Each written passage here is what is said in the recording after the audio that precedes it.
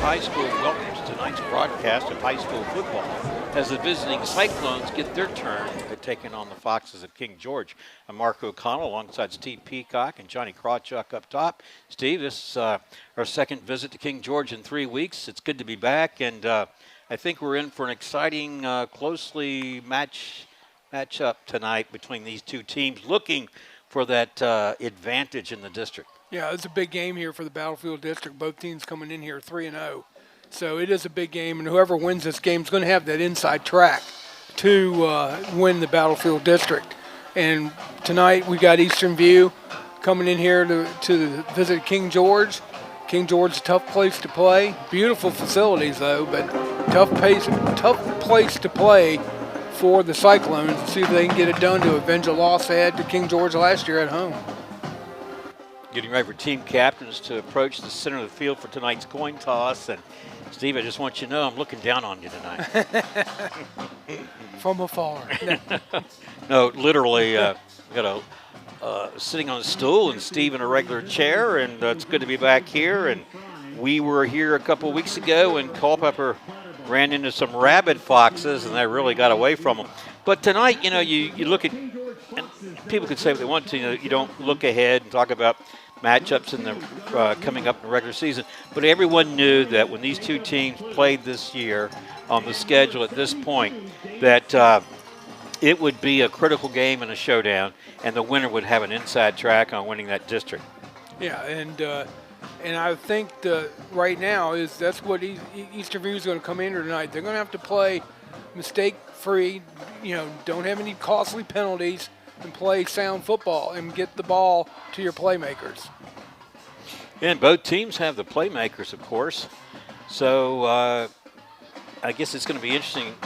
Perhaps the team that stays the most disciplined has the advantage here tonight, Steve, because they match up real nicely. In fact, we can talk about some of the things they have in common as we get into our broadcast tonight. King George is going to be receiving tonight's kickoff. They won the toss. That means they want to get their offense onto the field first. And, of course, it all begins with quarterback Dylan Koch. He and Gabe Donbeck of Brook Point have impressed us. And, of course, Eastern View has a top-notch quarterback in A.P. Hall as well. Yeah, they do. And, like I said, they're athletic quarterbacks that Eastern View has faced, but don't think short of A.P. Hall. He's right up in there in the top 4 in the Fredericksburg region. He can throw the ball. I look for him more tonight to the big thing he's got to learn to do tonight is take care of the football and not put yourself in situations that you could have a mistake. He needs to be able to get the ball to his playmakers, and he's also a threat to run, and he should be able to, if that presents itself, he should be able to take off. He's a big kid, 6'2", 240. It's a big body to bring down.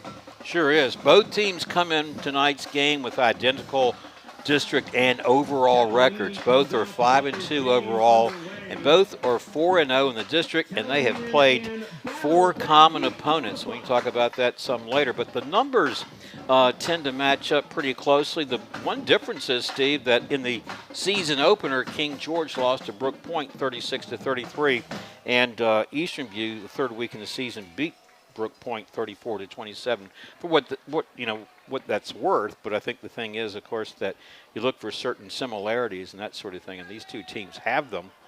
And I think the team, as you would say, that plays the most disciplined football and makes the least mistakes will certainly have an advantage here tonight.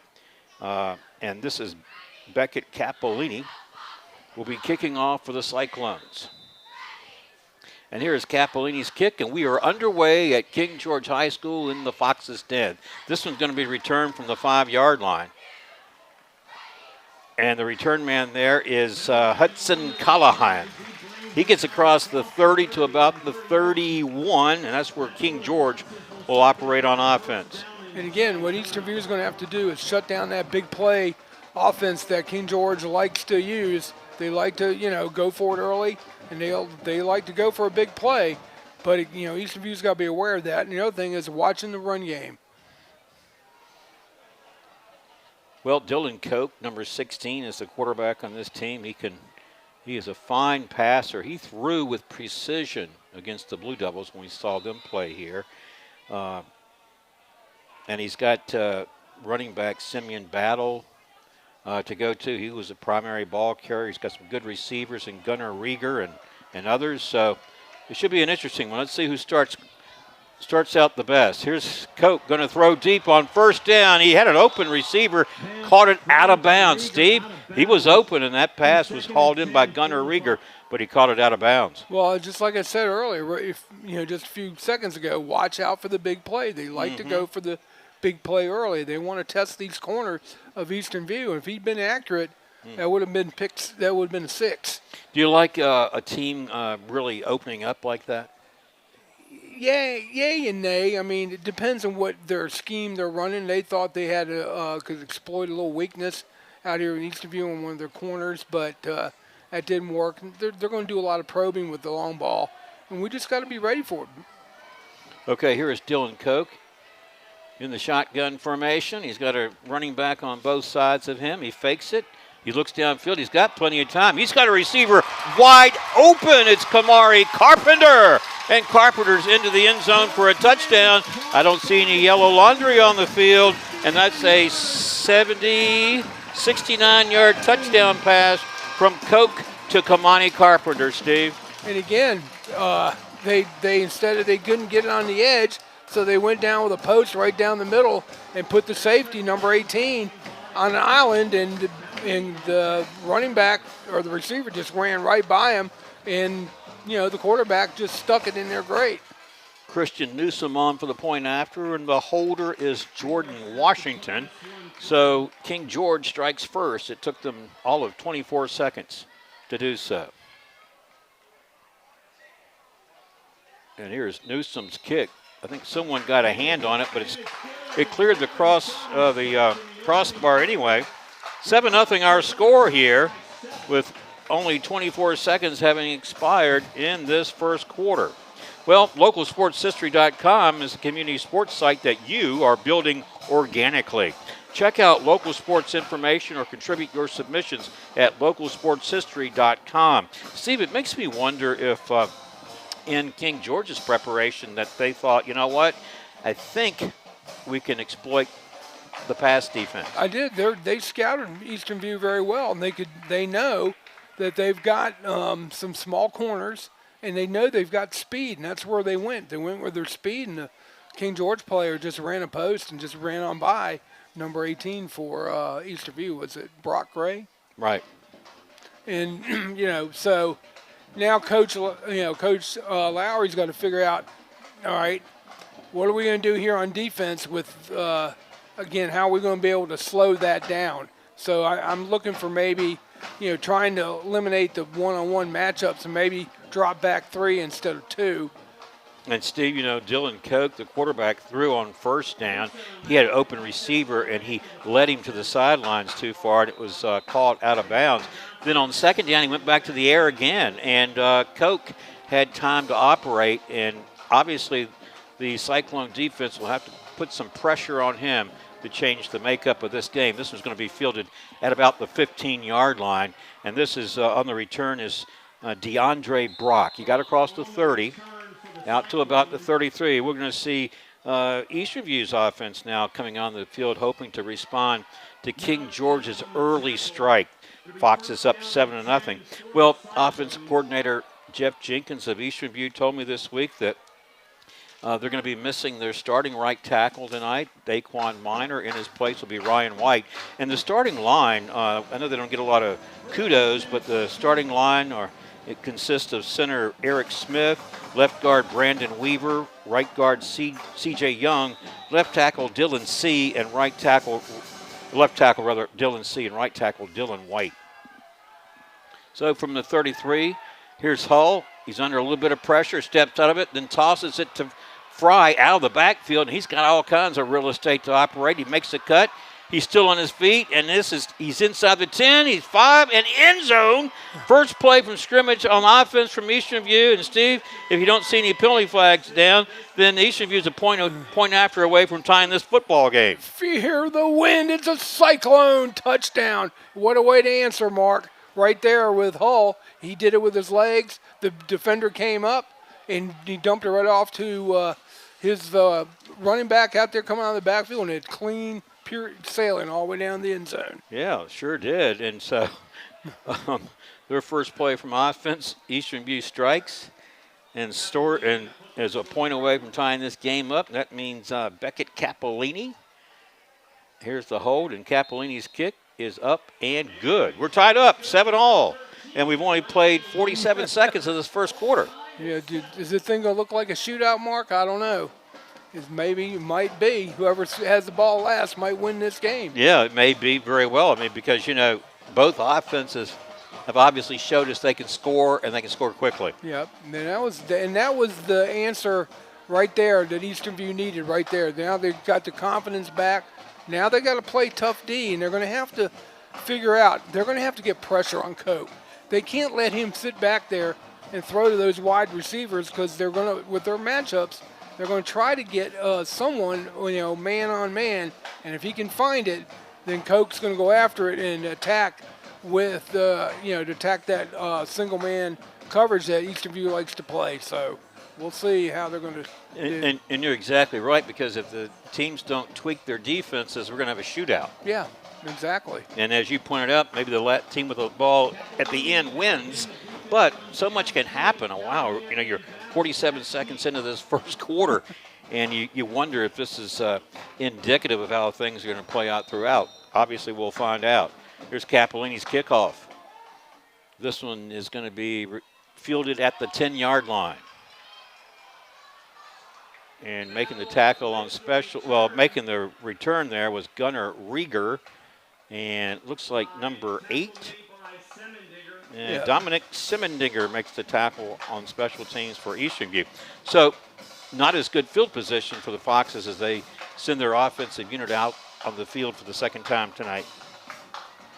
Like I said, they're going to, Eastern View's got to figure out. I think you're going to really have to dial up some blitz packages here to get the pressure on Coke and don't try to meet you, over the top. But look what they're doing now. They're guarding pretty well against the long ball right here with this defense. Mm-hmm.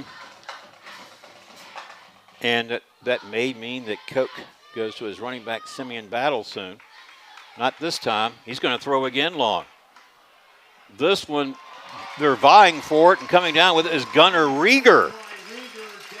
All the way down to the Eastern View 40-yard line. Pick up a 27 yards and a first down for the Foxes. So obviously Dylan Coke wants to really emphasize throwing the football. He does, and then that's going to set up the run.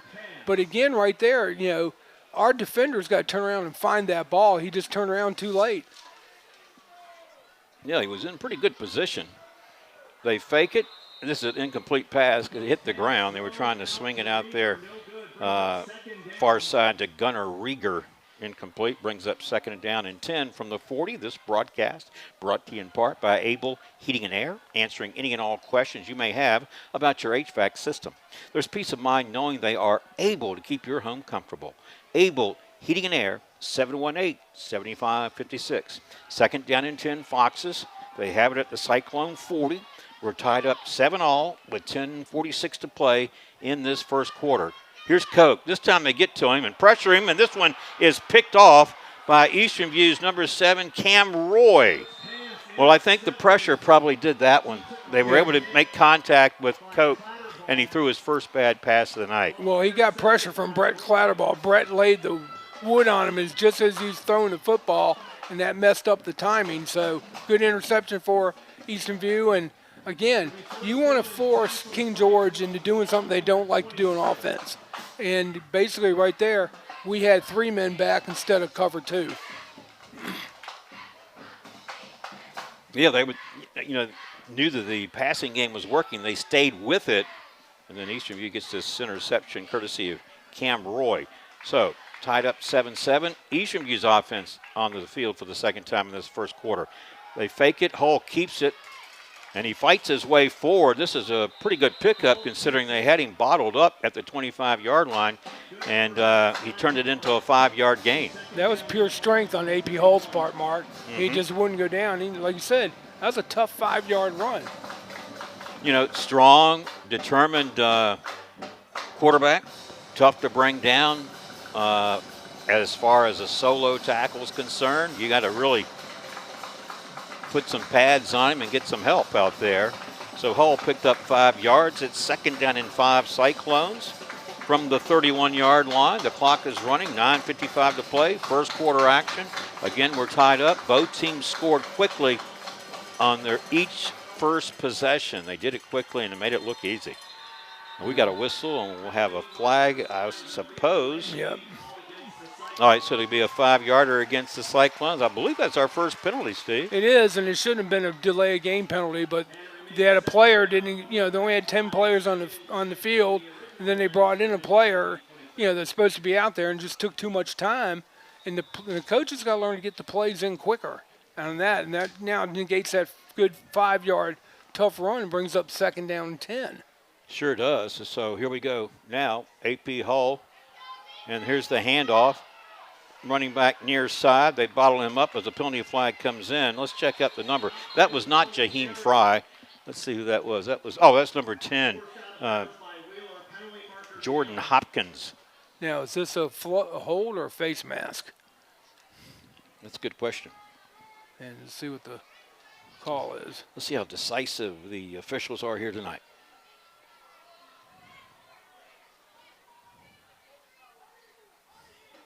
Waiting for the man in the white hat to tell us. Oh. It is a holding. Mm-hmm. Oh, they declined it. All right. Because it was a short line of scrimmage was at 26, so no gain on the play. So you obviously decline it, brings up 3rd and 10. Again, don't. This is what happens with Eastern View sometimes. They start making these small mistakes, and it kills them. Clatterball, Steve, is wide right in the slot. AP Hull's the quarterback. He's got Jordan Hopkins alongside him on 3rd and 10 from the 26. They fake it to Hopkins. Here's Hull. He's going to air it out and go really long. And you know what? That's unfortunate because the intended receiver, Mason Settle, he had probably about 4 yards in between him and the closest defender. Yeah, and Hull was hurried just a little bit, but it threw off his timing. But I thought he had that one. I mean, right there, that was wide open. That would have been another touchdown. Absolutely. I think if you're King George, you breathe a sigh of relief that he overthrew that one because there was no one close to Mason Settle. He was off to the races. He was. And going back to receive the punt is Gunnar Rieger. AP Hull, the punter, standing at about his 15-yard line. 8:57 to play in the first quarter. We're tied up 7 each. Low snap. Hull gets it. Nearly blocked. Turns out to be a very high kick. Let's check the roll of the ball here. And it takes a somewhat of a cyclone roll, though, down at the 35. So, Steve, 35 and 15. And then he kicked it from the 15. Was that like a 50-yard punt? Yep. Yeah. Mm-hmm. The one thing I was going to now, what Eastern View's got to guard, both times now when Eastern View is on defense and King George on their offense, both times they like to try to throw deep. So what I expect here, they're going to try to get a running game established here. Makes me wonder if after that interception, as you say, they do want to try to establish a running game. Now, you got to figure Simeon Battle is going to factor into that mix. I mean, he had a really big game against Culpeper when we saw those two teams play a couple of weeks ago here. All right. And he is in the backfield alongside his quarterback, Dylan Koch. So here's King George. Koch once again is going to throw. And there again, he's wide open is Gunnar Rieger. And Rieger hauls it in and takes it to the house. From 65 yards out, King George back on top. And like I said, Mark, like you said in the pregame, this might be a shootout.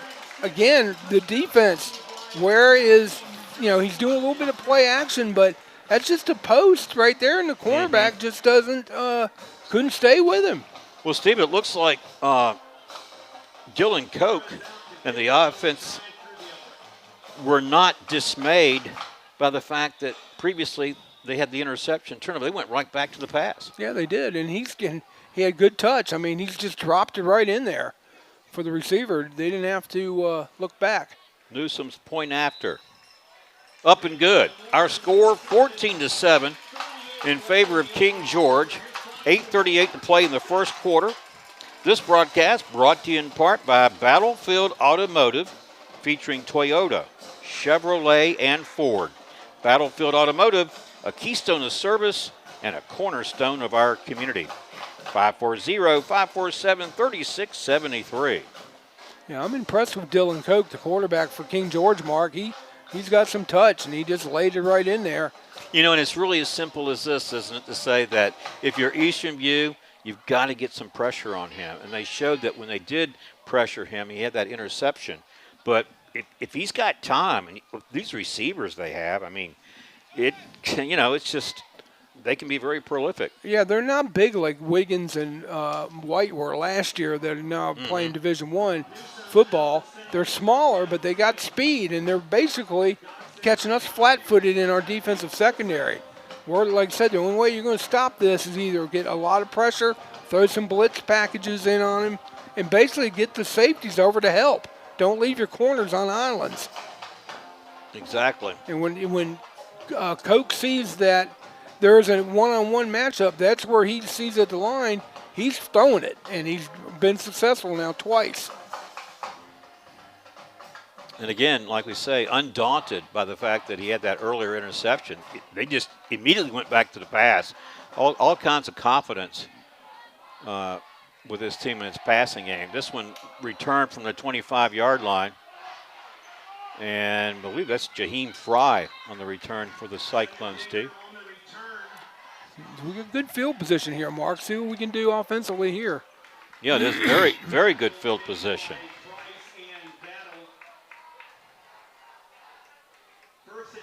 Looks like they're going to have it at their own 42. Again, our score, King George 14, Eastern View 7, 8:30 to play, first quarter action.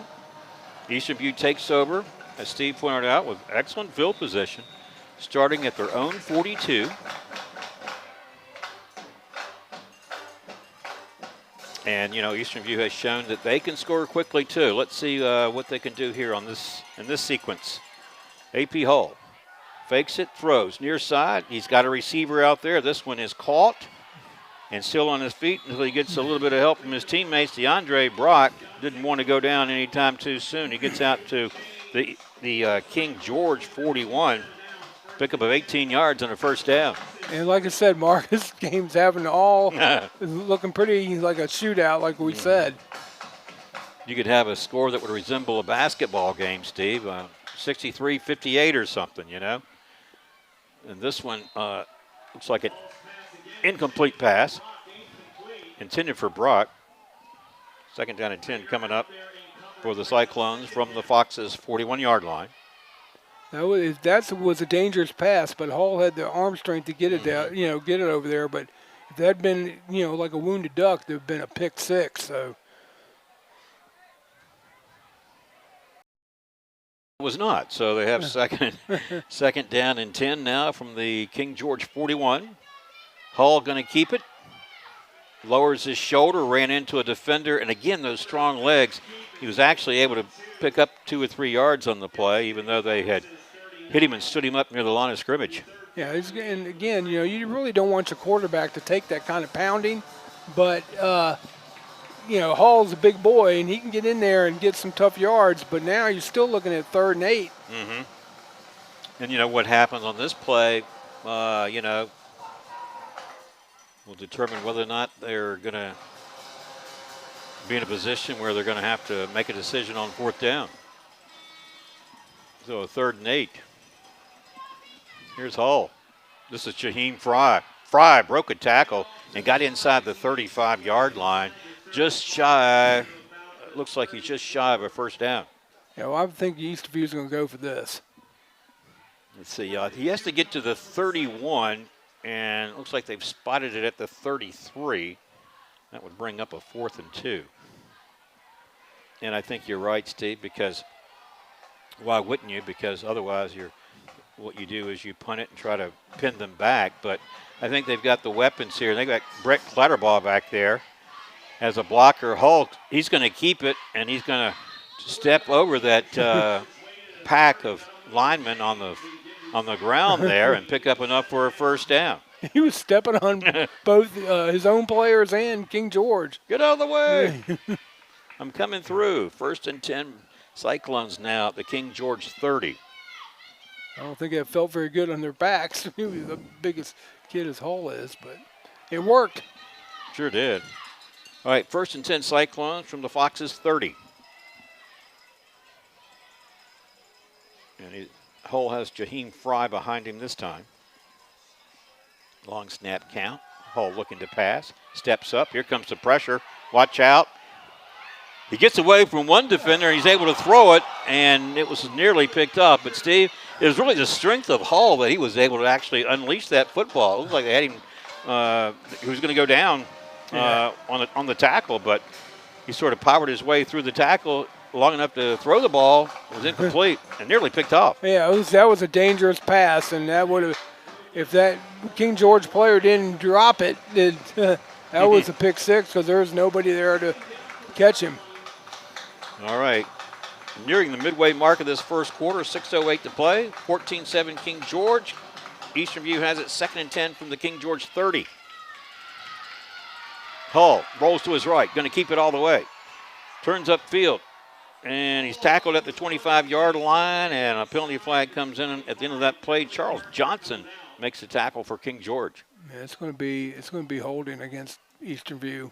And if that's the case, that's their second holding penalty of this quarter. Again, like we said in the pregame, penalties. You get penalties against a good team, you're driving the ball, and they just turn around and set you back. And the officials are conferring about you got to keep your marking hands this in. one off. And how far they're going back.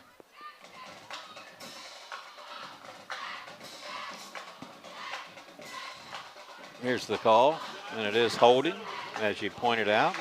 And they have spotted the ball now at the 33. Make that the 38, rather. Eastern View has to get to the King George 21 for a first down. And we have another whistle and stoppage. Yeah, we're going to have another penalty against Eastern View for...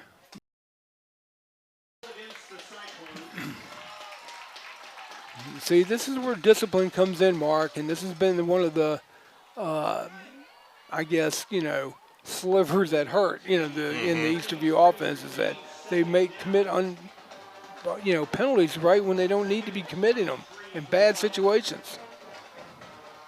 So now the ball is at the King George 43. It's 2nd down and long for Hull and his teammates. Hull throwing near side incomplete, and the intended receiver out there was Brett Clatterball. He was open, but able to overthrew him. Yeah, he was even too tall for Brett to even go after it. Now here coming up now is a 3rd and very long. It's like 3rd and 23 from the 43. Again, they have to get to the King George 21 for a first down. What do you think if they can get in field goal range for Capellini? What do you think they have to get to? Probably the 25. Yeah. What do you think? I That agree. would make it a 42-yard kick.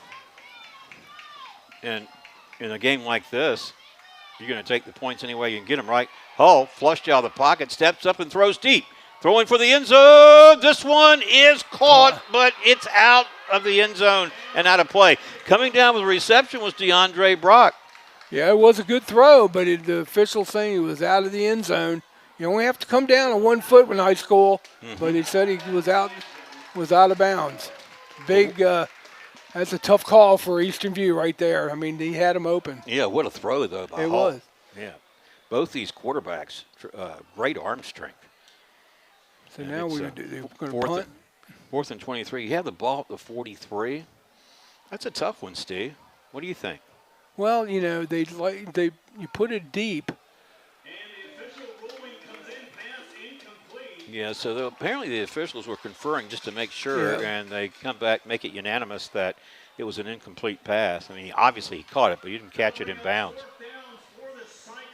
And, the other thing it could have been too that he was forced out and came back in and play and tried to catch it. But what I saw was he made a good catch, but he just fell. The foot didn't get down in bounds. Only need one, but it didn't come down in bounds. AP Hull steps back to punt this ball away. Looks like he's going to stand at his own 45. Gunnar Rieger, the deep man, hoping to return this punt. Here's a snap. Hull's kick. This one, I think the defender got pretty close to it. Nice punt by Hull, but it takes a King George roll, and they'll down it at about the 23. So King George up 14-7 with 5:10 to play in the first quarter. They got a defensive stance from their team. Gives the ball back to their offensive teammates, and they'll start from their own 23. Yeah, and again, let's see what Eastern View is going to do defensively here. They're going to have to change it up a little bit. They're going to have to, do, like I said, get some blitz packages and bring in pressure from all different angles to confuse Coke. And he's just been intent upon passing from the get-go, Steve. Yep, and we got number 2 down here for Eastern View guarding Jaheim Fry. Mm-hmm. Looks like we've got a timeout. Timeout. So 5:10 to play here in this first quarter. And I was going to say earlier, Steve, if you got into field goal range, you'd likely try it when you think about every time your offense is on the field, you feel like in a game like this, you need to score something. Yeah, I agree, Mark. You need to get them come away with points. And see, I'm glad Eastern View called that timeout because when they saw same situation, they had one-on-one out here on the far side, and that was one of their fastest receivers, and he only had man coverage, and he knew what was going to happen. So they're trying to figure it up. They're going to have safety help. And wherever, I think, what number 8 lines up, or is it 8 or 6? Oh, probably 6. Kamani Carpenter. Yeah. He has that touchdown catch Right. tonight. He was the first touchdown. Made the first touchdown of the night. And that 69-yard pass play from Coke to Carpenter. And they got number 6 out here now. And that's him. The person we were just talking about. So after the timeout, King George starts with 1st and 10 from its own 23. Coke, here comes a little bit of pressure. He gets rid of it in time. This one is a one-handed catch made by number 8, Bentley. No, maybe number 9 rather. Xavier Pryor. So far, that's the catch of the night. When you do it, you go up in the air and you do it one-handed. Yeah, he went up one-handed and caught that ball. It's an amazing catch. Got to give it to him. 24 yards on the pass play. We had a defense pretty good. And they almost got to Coke there. Yeah. But he was able to get rid of it just in time. And then his teammate, wow, Pryor going up for it one-handed, brings it down. 24 yards on the play, the first down for the Foxes. And we have 4:39 to play in the first quarter. Clock resumes ticking at 14-7 King George. Dylan Coke has come out throwing. This time they do go to the run. Is this the first run of the game? And Brett Clatterball chases down the running back Simeon Battle before he can get do too much damage. A lot of scrimmage was the 47. He got to about midfield, maybe the 49 of Eastern View. He did get to the 49. So it's pick up a 4 yards and 2nd and 6 on its way. And Mark, you're right. I mean, that was the first run play of this first quarter. But look at the closing speed that Brett Clatterball had. Came all the way from middle linebacker position to make that tackle. I know this is hard for you to believe, Steve, but would you believe that Brett Clatterball leads the team in tackles? So these stats that we can share with you tonight, courtesy of Austin Pickett of Eastern View. And I want to mention some of these as we roll on into the broadcast. King George calls its first timeout, and I wanted to tell you that Austin Pickett's done a fantastic job compiling all these stats for our use and information. And it was talking about Brett Clatterball leading the team in tackles. Steve, coming into tonight's game, he's got 91 tackles, 38 solo, and 53 assists, 1 sack, 8 tackles for loss.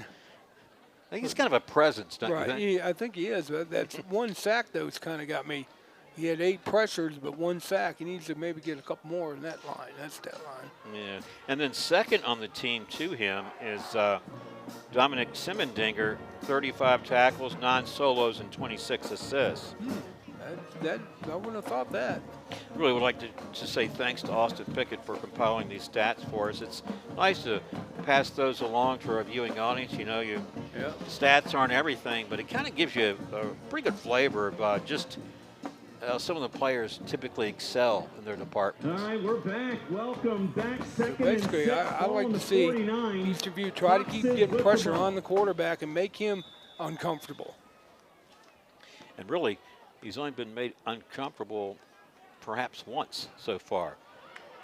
Here's a shovel pass, and this is to Charles Johnson, who picks up nice yardage all the way down to about the Eastern View 36. That's a pickup of 13 yards and another first down. So that was a play that I think maybe surprised the Eastern View defense. Well, it did, Mark, and because again they were showing run, and then they went and flipped it like a shovel pass. But when a lineman or linebacker sees that no one's trying to block you, you got to know right off in it's a trap play. The play's coming at you, and you got to step up, step into that hole. And Eastern View didn't get there fast enough. 3:11 clock ticking, first quarter, 14-7 in favor of King George. They're looking for more. Here's Koch throwing quickly. This one batted down, a line of scrimmage, incomplete. It'll bring up 2nd and 10 from 37. Well, this broadcast brought to you in part by Found & Sons, more than a respected funeral home. They support youth at all levels so they can become tomorrow's leaders. Found & Sons, 825-3530, and CFC Farm and Home Center, supplying your lawn and garden, pet, and farm needs since 1932.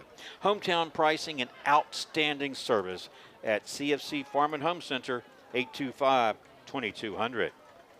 And again, that's what Eastern View has done. They're starting to dial up the pressure, and that's what they got. And they got to do it from different angles. And I would be sitting there, and Brett Clodderbaugh would be one of my leading candidates to apply that pressure. Well, let's see where he is on the field right now, in the middle. And he's waiting for the ball carrier, who ran past him, made a cut, and then dragged a couple defenders, did Simeon Battle for another King George first down. He got inside the 25, down to the 23. And again, 14 yards and a first down. And again, there's the old adage, if you got a good defensive player, best thing you can do is run right at him, and that's exactly what they did. 14-yard run by number 3. Brett was pushing upfield the pressure, and it was going right by him. 2:30 here to go in the opening quarter of play. 25, 26, 27, 28. Let's make that 23-yard line. Clock ticking. 2:25 to play here in this first quarter, and King George knocking on the door again. They fake it, and Koch throws. End zone. They're battling for it. This one caught, but is he in bounds? No. That was Gunnar Rieger on the reception, and excellent defense out there by Jaheim Fry, Steve. It was good defense. What he did, I like, Mark, is he brought the sideline in as a second defender and forced that King George wide receiver to go out of bounds. But Koch stays with the pass, although they've sprinkled in the run here on this drive with Simeon Battle and Charles Johnson. 2nd and 10, Foxes now from the Cyclones 23. Again, 2:17 to play, first quarter. Our score, King George 14, Eastern View 7. Dylan Koch is back there. He's got a running back on both flanks. He's going to fake it. He's going to look for a receiver on the slant. This one incomplete, and the defender was able to get his arm in there. It was Cam Roy to break this one up. It was good defense. You get your hand in there and knocked it away. Now it brings up a big third down here for the Cyclones. See if they can stop them here, because now I don't know about King George's field goal kicker, so this might be 2-down territory. Christian Newsom, I'm not sure about his range, and he may be right. So I think that, but again, whether it's King George or Eastern View, you want to score on every possession when you think about how the opposing offense can quickly come back and light it up themselves. All right, here's Koch on third down.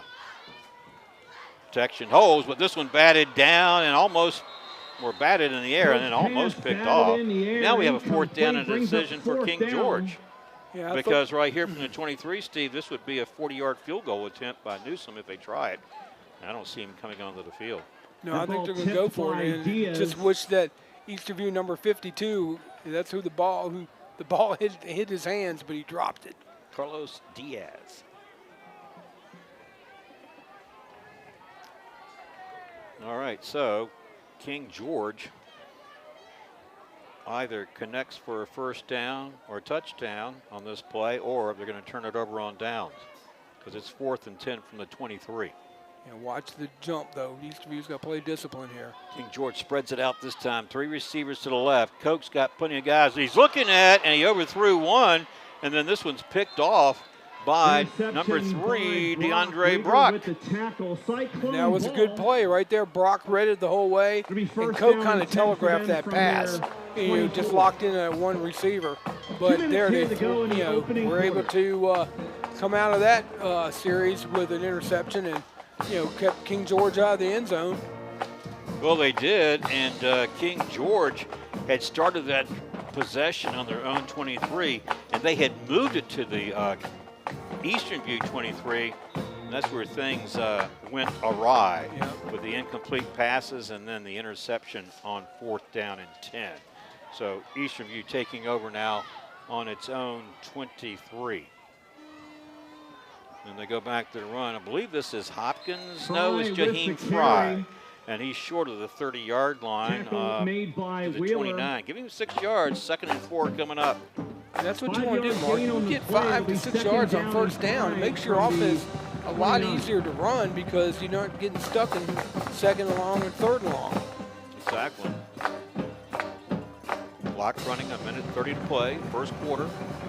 AP Hall and his teammates look at 2nd and 4 from the 29. Hall going to throw it. It's got a receiver. This one caught, and off to the races goes number 7, Cam Roy. He's at the 10, the 5, and he's in the end zone. And I don't see a penalty flag down. And once again, Eastern View a point after a touchdown away from tying this ball game up again. Fear the wind. It's a Cyclone touchdown. And how many yards, Mark? 71. 71-yard pass play from Hall to Roy. With 1:14 to play, and our score is 14-13. So you go back to what we were saying. King George's last possession, they had 4th and 10 from the 23. They came away with no points, and it seems like on every possession you're just going to have to score. Yep. And Eastern View did. Now Beckett Capolini on to tie this ball game. And his kick is up and good. We're tied up 14 all with 1:14 to play. This broadcast is made possible by the generosity of our community sponsors. Able Heating and Air, 718-7556. CFC Farm and Home Center, 825-2200. Found & Sons, 825-3530. Battlefield Automotive, 547-3673. Nominate today at localsportshistory.com. All right, we'll get back to it. Capolini's kick is going to be fielded inside the 10-yard line.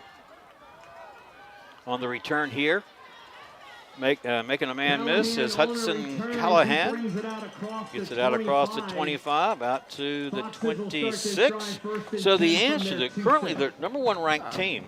I'm going to guess. Yep. Dinwiddie. No, but that's a really good guess because Dinwiddie's ranked number 2. Right now, Phoebus is ranked 1. Oh, okay. They were Division III. Now they bumped back up to Division IV. So they were good at 3, and now they're going to be good at 4. No great surprise. So Phoebus ranked number 1. Steve mentioned Dinwiddie, number 2. Huguenot, number 3. They're one of the 2 teams that has a victory over Eastern View this week.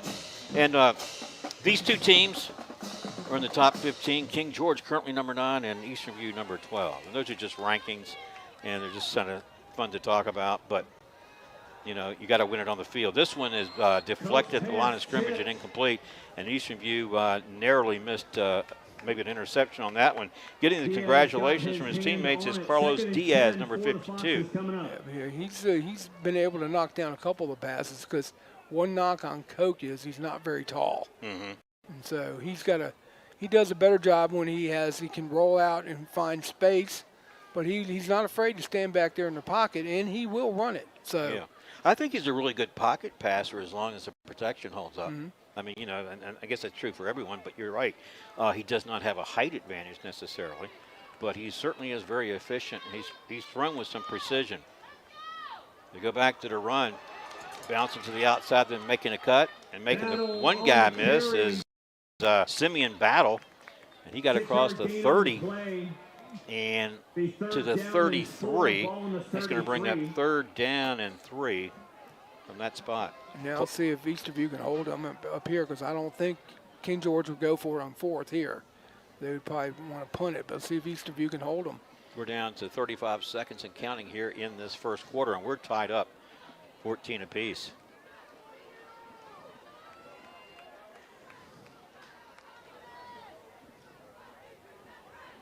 On 3rd and 3. Quick throw near side. Trying to make a move and being tackled at the 35 after a 2-yard pickup is a receiver there, number 9, Xavier Pryor. And it looks like that's going to bring up a 4th and 1. So you go for it if you're King George. Well, the final seconds are ticking off of this first quarter, so they'll have some time to think about this one. Yeah, they'll have time to think about it. The way your offense is playing, maybe it's good, you can go for it. But, if you miss it, you got your defense in a bad position. All right. End of the first quarter, our score, 14-all. Take a quick break and come back with the start of the second. Stay tuned. You're watching Cyclones football on the Culpeper Media Network. This broadcast is made possible by the generosity of our community sponsors. Able Heating and Air, answering any and all questions you may have about your HVAC system. There's peace of mind knowing they are able to keep your home comfortable. CFC Farm and Home Center, supplying your lawn and garden, pet, and farm needs since 1932. Hometown pricing and outstanding service at CFC Farm and Home.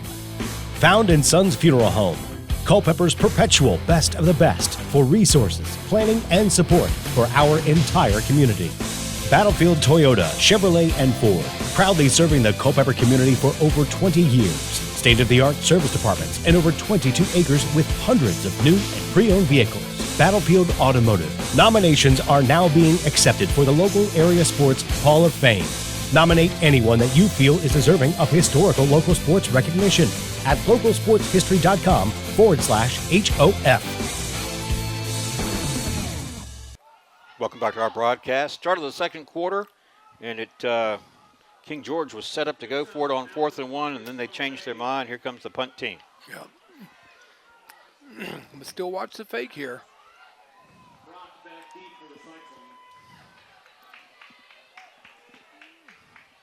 DeAndre Brock is back deep, hoping to return this punt. We got a whistle. This looks like we got a timeout. No, it's equipment timeout. Official.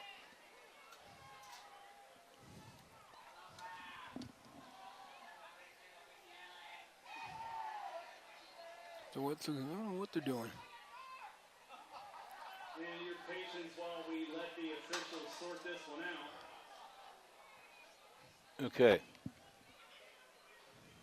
And delay of game called against the Foxes. Okay. So we have a delay of game penalty assessed against the Foxes. I don't think it was delay. I think it was too many men on the field. He didn't signal delay. He crossed it like this. Mm-hmm. Yeah, now he's saying delay. Punter standing at his own 15. 4th and 6 from the 30. And here is the kick. Not a high kick. Let's check the bounce. This one takes somewhat of a King George roll. And a little down at the 32. So tied up 14-14. Eastern View brings its offense onto the field for the first time here in the second quarter.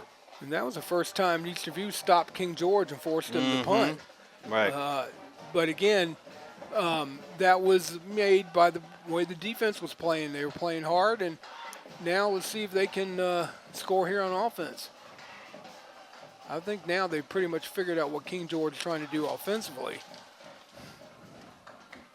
Well, you figured teams will make some adjustments as they go along, and this game could tighten up, and it may not be. Who's to say it isn't a high-scoring affair when it's all said and done?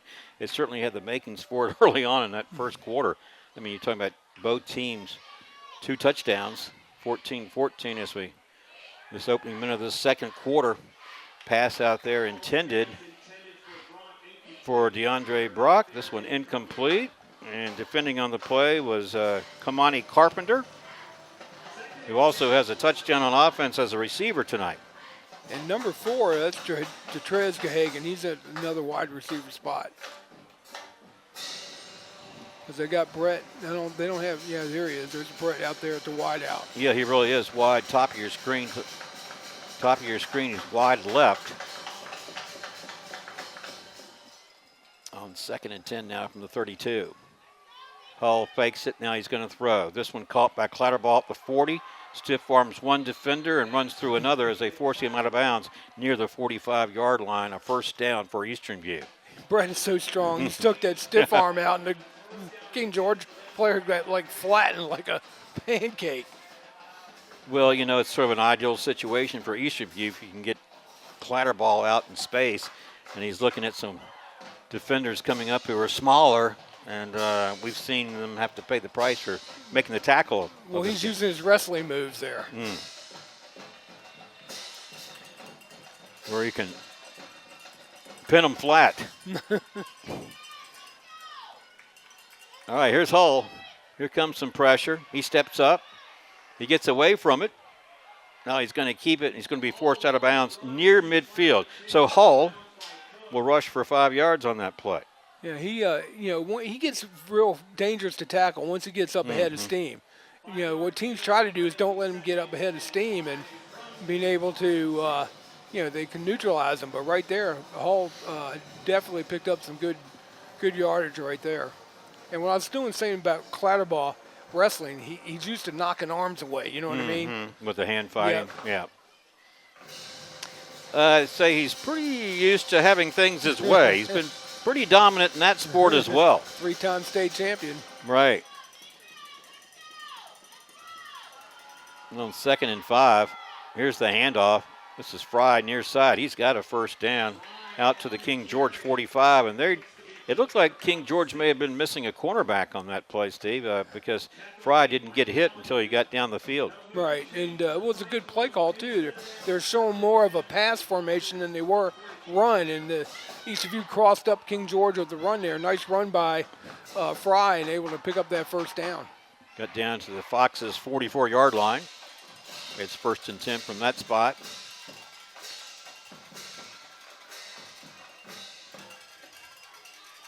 All right, here's Hull, and they hand it off again. This is Fry trying to get to the outside, and he's tackled pretty quickly by Bentley Wheeler. Gain of 2 yards on the play brings up 2nd down and 8. Well, you know, localsportshistory.com is the community sports site that you are building organically. Check out local sports information or contribute your submissions at localsportshistory.com. All right, from the 42, 2nd and 8. Hull fakes it, throws. He's got Clatterball out there. Clatterball got away from the first defender. He's down the far sidelines, breaking a tackle, and he's into the end zone unless he stepped out of bounds. And I do not see a flag, and he is in from 42 yards out, Steve. He broke 2 tackles to get there. Fear the wind. It's a Cyclone touchdown. Brett Clatterball. And Mark, what I like there, he used his strength right there on that, broke 2 tackles and got it into the end zone. Well, great call to go to Clatterball on that play. And Eastern View has its first lead of the game here, 20-14 with 9:55 to play in this second quarter. Well, the holder is Jaheim Fry, and the kicker is Beckett Capolini. Here's his kick, and it's up and good. 21-14 in favor of Eastern View. Well, you get your Division I player there in the mix, Brett Clatterball, and good things happen. Well, they showed that earlier in the possession, Steve, with him making that catch in the open field and going to work, and then there he did it on a 42-yard 42-yard reception. Yeah, touchdown. I mean, he made the first guy miss because he just pushed him down. That's the strength he has. And he ran over one of them, and then they thought they could push him out of bounds, but he had good balance. There goes, again, his wrestling skills, good balance on the field. And he would be the 4-time state champion, I think, but, let our audience know. He's going to graduate early in December and then go down and matriculate at Virginia Tech and kind of get a heads up and so be able to participate in spring practice. I don't mind. I don't blame him one bit. Get down there, get used to college, and then how they're going to do things at Tech. I'm thinking too. I might think that possibly the Hokies might redshirt him. Yeah, could very well. I was going to say that I think that from following wrestling over the years, that if Brett Clatterball were to wrestle this season, he would win it. And I think with 6 classifications in state, he's the best in any classification. Yep. And, he would have had a wrestling scholarship somewhere, I would assume, too. Cappellini's kickoff. Fielded at the 20-yard line. On the return here is Hudson Callahan. And decent field position for King George as Dylan Koch and his offensive teammates back on the field, looking for the first time at a 7-point deficit. Yeah, now I look for maybe King George to try to attack again. So let's see what Eastern View can dial up here defensively. I like what they've been doing here late, getting pressure on Koch. Right. So King George down 21-14 with 9:49 to play in this second quarter. Takes over on offense beginning at the 32. Now look, I was going to say, see where they got man-on-man right here at the bottom of our screen, bottom right here with our number 7. That's Cam Roy opposed, marking up against Kamani Carpenter.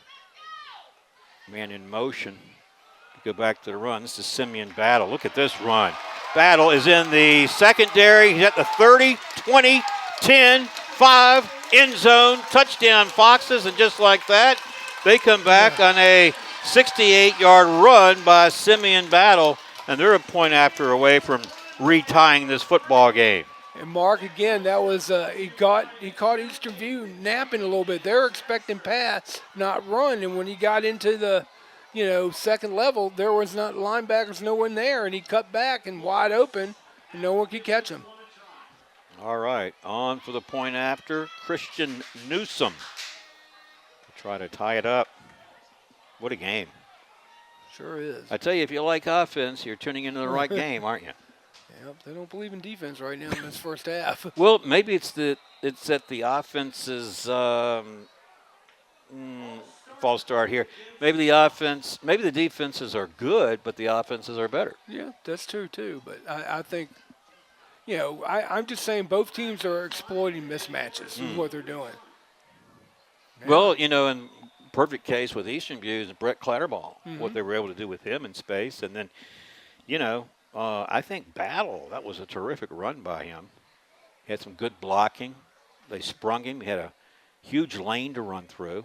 Made a nice cut or two, and then turned on the jets and outran everyone. And it's just both these teams are exciting to watch.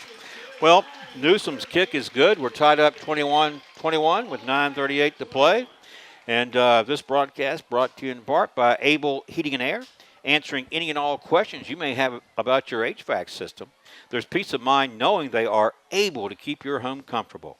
Able Heating and Air, 718-7556.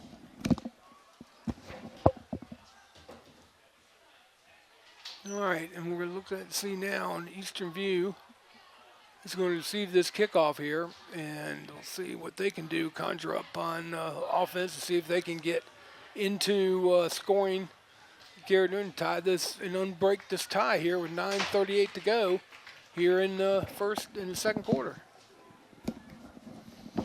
Well, Steve, what were you talking about? I was just seeing if Eastern View can sit there and get this ball and see if they can turn around and break this tie with their offensive possession. Conventional wisdom, people are talking to each other. It's not nice to look down on somebody, is it? I've been looking down on Steve all night. Well, he's sitting in a regular chair, and I'm sitting on a stool looking down on him. And but I got to tell you, it's great to be here, Steve. It's a great place to call a game. We've got great weather. This will be the last game of the month of October. You know, next Friday we're in the first of November. Where's the year gone? Yeah, do we say that every year, don't we? No. It just sometimes it just seems like a blur. This kick stays on the ground, goes out of bounds inside the 25-yard line. A penalty flag will come in, of course, and I guess Eastern View takes over at the 35. 35. Again, good field position. I'll see if they can exploit King George's secondary. But that running play, when they scored that touchdown, Battle did, had a crease, and we had one player try to reach out with his arm, but that wasn't going to stop him. And then, again, once he was in that second level, there was nobody there, and he was able to break it down the sideline. All right, Eastern View, like King George, has shown us that they can score quickly. Both these teams can be electrifying on offense, and the Cyclones take over with this possession on their own 35. Here's Hull. He's looking. He's looking for space to operate. Now he heaves it downfield incomplete. I really like the way Hull is able to avoid sacks, Steve. Yeah, that was good there. He was looking for it. And they had double coverage out there on, I think, Clatterball, and so he just ended up throwing it away. He didn't want to take that big sack. Yeah, good footwork by Hull, good awareness, presence, and the incomplete pass brings up 2nd and 10 from the 35. And so we need to, I think, go to our power run game. We outweigh their defensive line. Our offensive line is bigger than their D-line, and we ought to be able to, get at least some push and get at least some good running plays and get 5-6 yards of carry. Running up right between the tackles. They've used Jaheim Fry and Jordan Hopkins in the run game. Here's Hull on 2nd and 10. He's going to opt it and pitch it back to Fry. He ran into his own player and is running into DeAndre Brock, slowed him down enough for King George to catch up with him and tackle him at about the 39, holding to a 4-yard pickup. That'll bring up 3rd down and 6. Yeah, big 3rd down play here for Eastern View. They don't want to have to turn it over to King George. They have them. I'm just trying to find out what the defense is doing. All right, here it is on 3rd and 6. Here's Hull. Here comes some pressure. And he's trying to get away, but this time there's just too many people around him. He just can't fight through all of them. And they, number 74, who puts the finishing touches on that tackle, was Brian Ivy. And it will force an Eastern View punt. Yeah, that was just poor blocking up front by our offensive line. And then plus, AP's looking too, downfield and seeing that our receivers were covered because they were playing a safety over the top. And they're just basically watching where Hull's going to line up on that pass play, and then they, play that extra man. Good defense, though, by King George. Back deep. Lone safety for Eastern View. I'm going to make that King George, rather. Gunnar Rieger standing near his 40-yard line, awaiting the punt of AP Hull.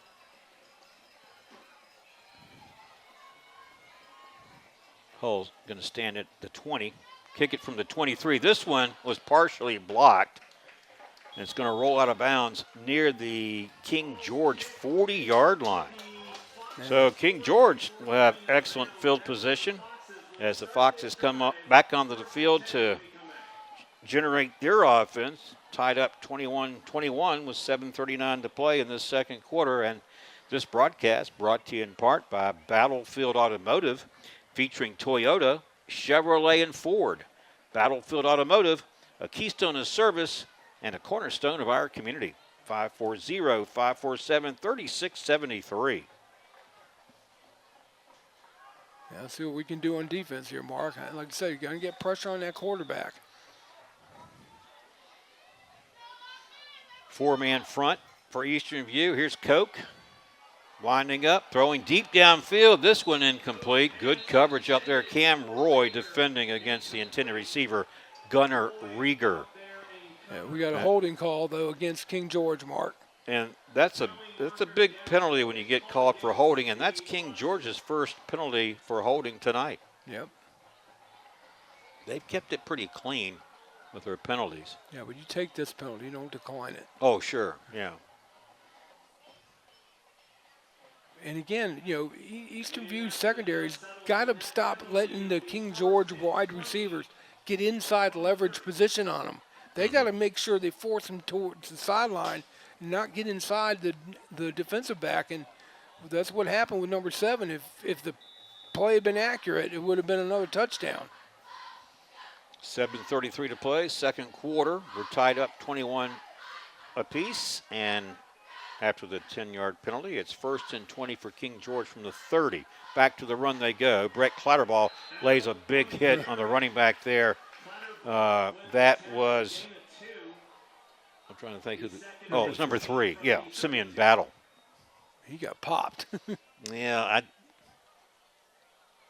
that was a big hit. Yep. I mean, pure and simple.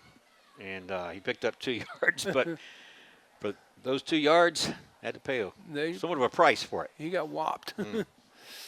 Second down and 18 now for King George from its own 32. Clock continues to run, 6:55 here in the second quarter to play. Here's Dylan Koch. Here comes some pressure. It's set up the screen. They've got it. And this is Charles Johnson in the open field. Picks up a block from Gunnar Rieger. And Johnson is off to the races, and he's finally going to be forced out of bounds at about the Eastern View 25-yard line. Pick up 43 yards on the pass play. Mark, that was just a simple screen. And again, our Brett took a position where he was going to be blitzing on that cornerback, but they just threw the screen right where he was, and it was a perfect play. And when you're on defense, you're watching the line letting you come on in, close. You got to go off in your mind. This is screen pass. Right. So in other words, the offensive, they're trying to lull you in, and once you commit, then you can't recover and catch up with the screen. Yeah. Well said, Steve. Well, big play by King George. They now have it 1st and 10 at the Eastern View 25-yard line. Dylan Koch, he's got time, and he's throwing for the end zone. Going up for it, incomplete. Nice play. Jaheim Fry batted this one away. Pass intended for Charles Johnson. Excellent coverage that time by Jaheim Fry of Eastern View.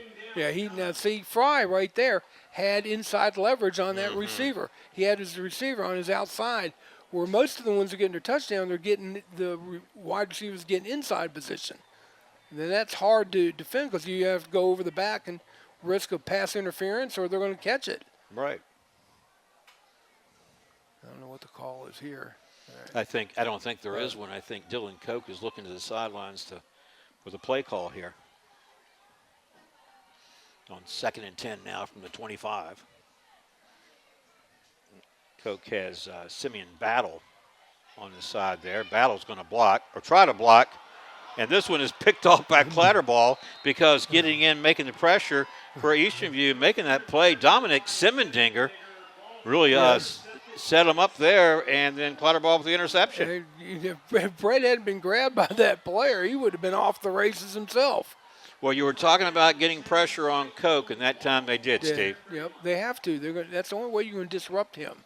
He's not a tall quarterback, and if you can get the pressure on him, and we, our D line is bigger than our O line, so we need, like I said, keep pressure on him. Eastern View takes over its own 31.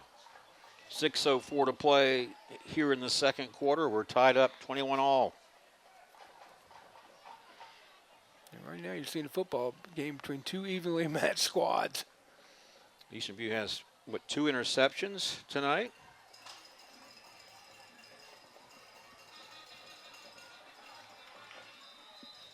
We've got a whistle, and we got a timeout. It looks like being taken by Eastern View, their second. Yeah, they would have had to been. It would have been delay a game if they didn't take the timeout. Our timeout sponsor is UVA Community Credit Union, strengthening the financial health of our members and of the Culpeper community. UVAcreditunion.org. Yeah, so what a game. 21-21, and we're midway through the second quarter. Both teams started off to say quickly is probably the understatement. This is one. Let's see if we got an update for Culpeper versus Rocktown. See if you've heard any. Let's see. Okay, let's see. I'm getting some. Rodney Stewart is telling me that Culpeper 14, Rocktown nothing with 1 minute left in the first. Okay. You know Rocktown, don't you, Steve? Rocktown Raptors. Rocktown Raptors. And they're in Harrisonburg. New school there. Here's the running back. This is Fry. Got across the 35 and forward progress to the 36. No, maybe the 37. Here's 2nd and 4 coming up for Eastern View here from their own 37. I'm trying to see if we've got any more scores here. Yeah. What do you think? But I was going to say 2nd and 4 is a lot more manageable than 2nd and 9, 2nd and 8. Back to the run they go. This is Jaheim Fry again, who falls forward to the 40. I think it's bringing about a yard shy of a first down. It'll bring up 3rd and 1. Yeah. 3rd and 2, yeah. No, 39, rather. It is 3rd and 2. 5:06 to play. Clock ticking. 2nd quarter, 21-21. Now, I would like to see Brett maybe get a handoff here, play in the backfield and use his strength to get it, get those 2 yards. But then, but you got AP Hall, but he's going back in shotgun. You know how I think about shotgun on 3rd and short. Yeah, but they typically operate from that alignment. Here is Hopkins. He gets the edge. He's got running room. Look at him down the near sidelines. No one will even touch him, and Hopkins will go the distance from 61 yards out into the end zone with no laundry on the field. Fear the wind. It's a Cyclone touchdown. Hopkins on a 61-yard jaunt into the King George end zone. 27-21 with 4:32 to play, and that was on 3rd and 2. And Hopkins went 61 yards and into the end zone.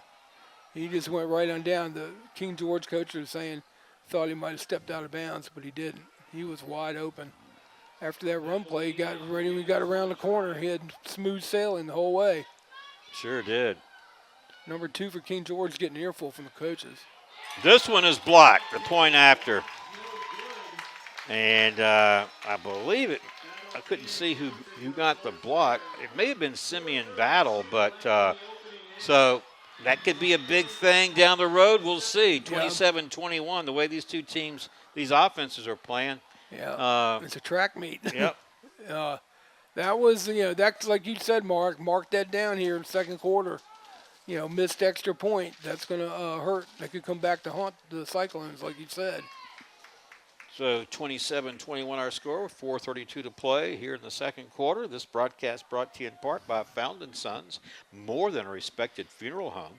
They support youth at all levels so they can become tomorrow's leaders. Found & Sons, 825-3530. Yeah, well, of a football game going on here tonight, particularly if you like offense. It's been explosive, and we've got a lot of football still to play. Yeah, we sure do. And as I said, it's going to be a barn burner. I'm going to say, like I said earlier, whoever has the ball last in this game will possibly win it. This broadcast is made possible by the generosity of our community sponsors. Able Heating and Air, 718-7556. CFC Farm and Home Center, 825-2200. Found & Sons, 825-3530. Battlefield Automotive, 547-3673. Nominate today at localsportshistory.com.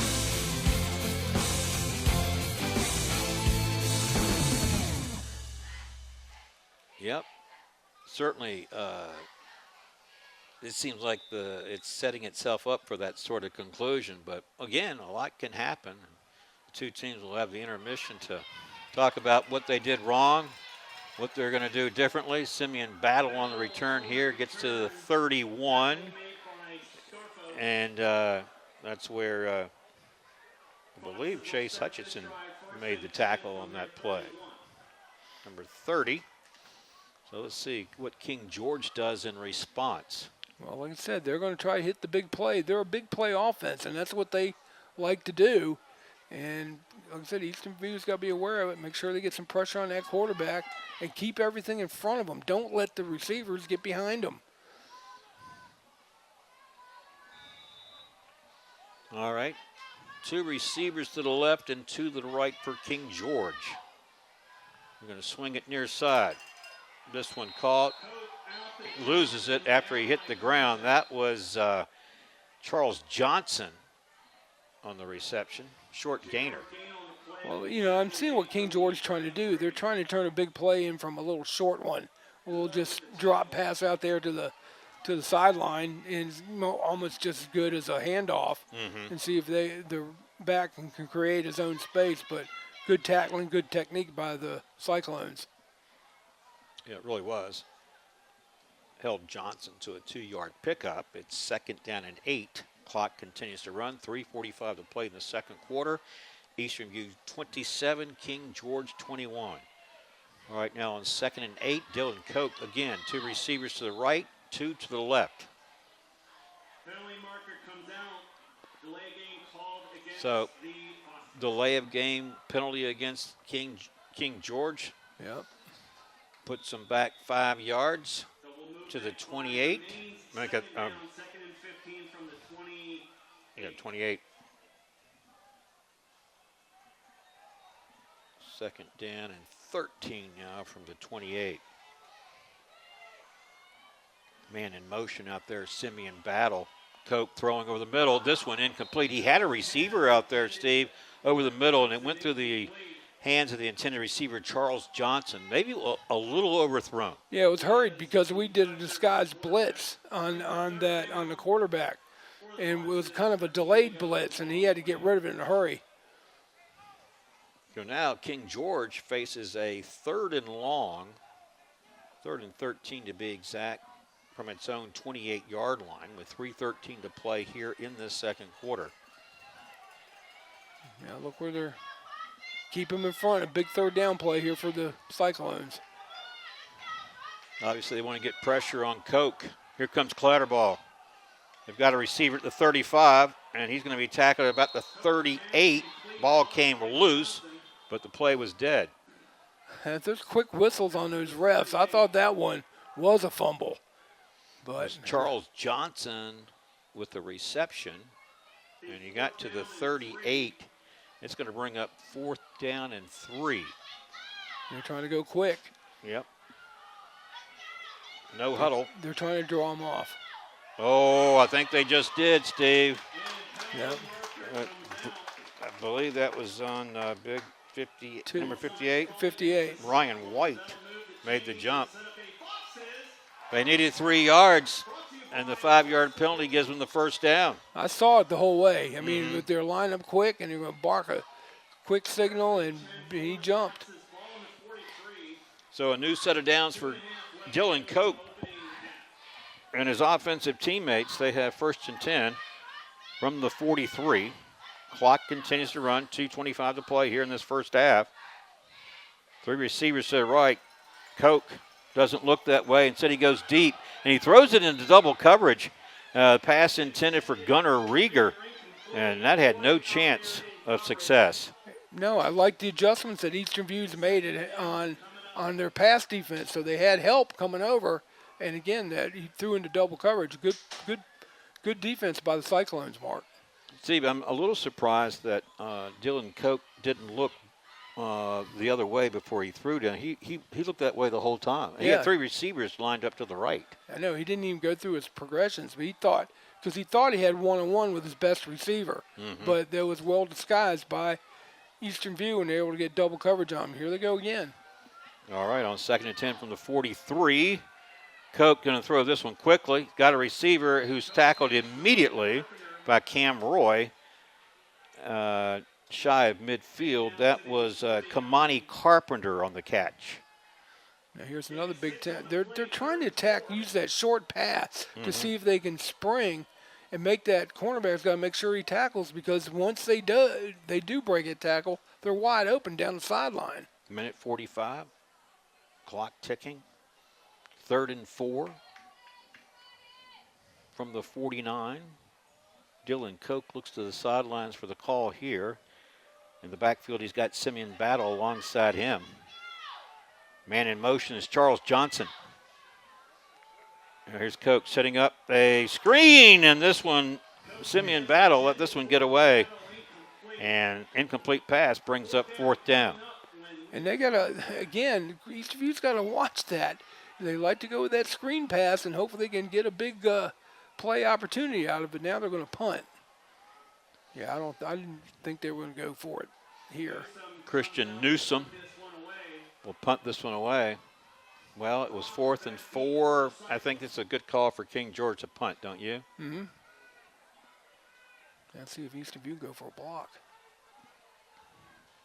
And they'll have some time to operate with. And it's going to come back anyway. But I was trying to think how many timeouts. It looks like Eastern View has 1 timeout remaining in this first half, and King George has 2. It's going to be false start number 1. He left early, so it's going to knock him back 5 yards. Illegal formation called against the Foxes. It's really. How do you have a legal formation on a punt? Very creatively. It's a new one to me, but basically it was just a false start. Number 1 down here, just near field right here, left early. So Newsom now. Team backed up 5 yards. We'll kick this one from about the 30-yard line. There's the snap. Pretty good one. He does kick it from the 33. Fair catch called for and made at the 21 by DeAndre Brock. Eastern View back on offense, leading by 6 points, 27-21, with 1:12 to play in this first half. Well, this broadcast brought to you in part by CFC Farm and Home Center, supplying your lawn and garden, pet and farm needs since 1932. Hometown pricing and outstanding service at CFC Farm and Home Center, 825-2200. Well, I got a message, got an update. Some of our friends are getting us updates, Steve, and we got one here from the one and only Mark Settle, who said at halftime, Chancellor 2, Cortland nothing. Wow. It sounds like a soccer game. Yeah, safety somewhere. 2-0. Chancellor over Cortland. Can you believe it? Here's Hull. Looks like he's got all the time in the world, and he airs it out downfield. This one nearly picked off. And he was trying to get to Brett Clatterball, and defending was Gunnar Rieger with him stride for stride. Yeah, see, if Brett could have got single coverage on him, he might have come down with it, but with 2. 2nd down and 10 on the incomplete pass. The clock stops with 1:05 showing in the second quarter. 2nd and 10 Cyclones from their 21. They lead by 6, 27-21. And you can see the score and the time there. AP Hull in an empty backfield. He's going to throw to the left. This one's going to be incomplete. This one intended for Jaheim Fry out of the backfield. Yeah, it was a good play call, but the pass was a little bit errant. It went high. And so now, it's a minute to go here in the first half. You kind of want to take up some clock and don't want to give King George another shot at it before halftime. So yeah. You got to concentrate here. I'd pick up the first down, then take some kneel downs, go into halftime up 27-21. Right, because it looks like King George still has 2 timeouts. Right. So, if they get a stop here, they could get the ball back and do something, possibly. But a first down here would probably mean they won't get the ball back before this half expires. And now we've got a whistle, and then we got another timeout. This one's taken by Eastern View, and that's their last one of this first half. Yeah, they want to dial up a play here, see if they can pick up first down. Not necessarily trying to go for the end zone. Just get I'd like a slant pattern with Brett Clatterball. Get him on the inside, and on a slant, use his strength and height, and be able to just corral the ball first down. Got an update on the Culpeper Rocktown game. Blue Devils 21, Raptors nothing, with about 7 minutes left before halftime. Yeah, that game started at 7:30, where most of them start at 7, but that game was at 7:30 because of how far Rocktown had to travel. Rocktown is in Harrisonburg. The new high school there, the Rocktown Raptors. And over there at Culpeper, it's Military Appreciation Night, Yep. Steve.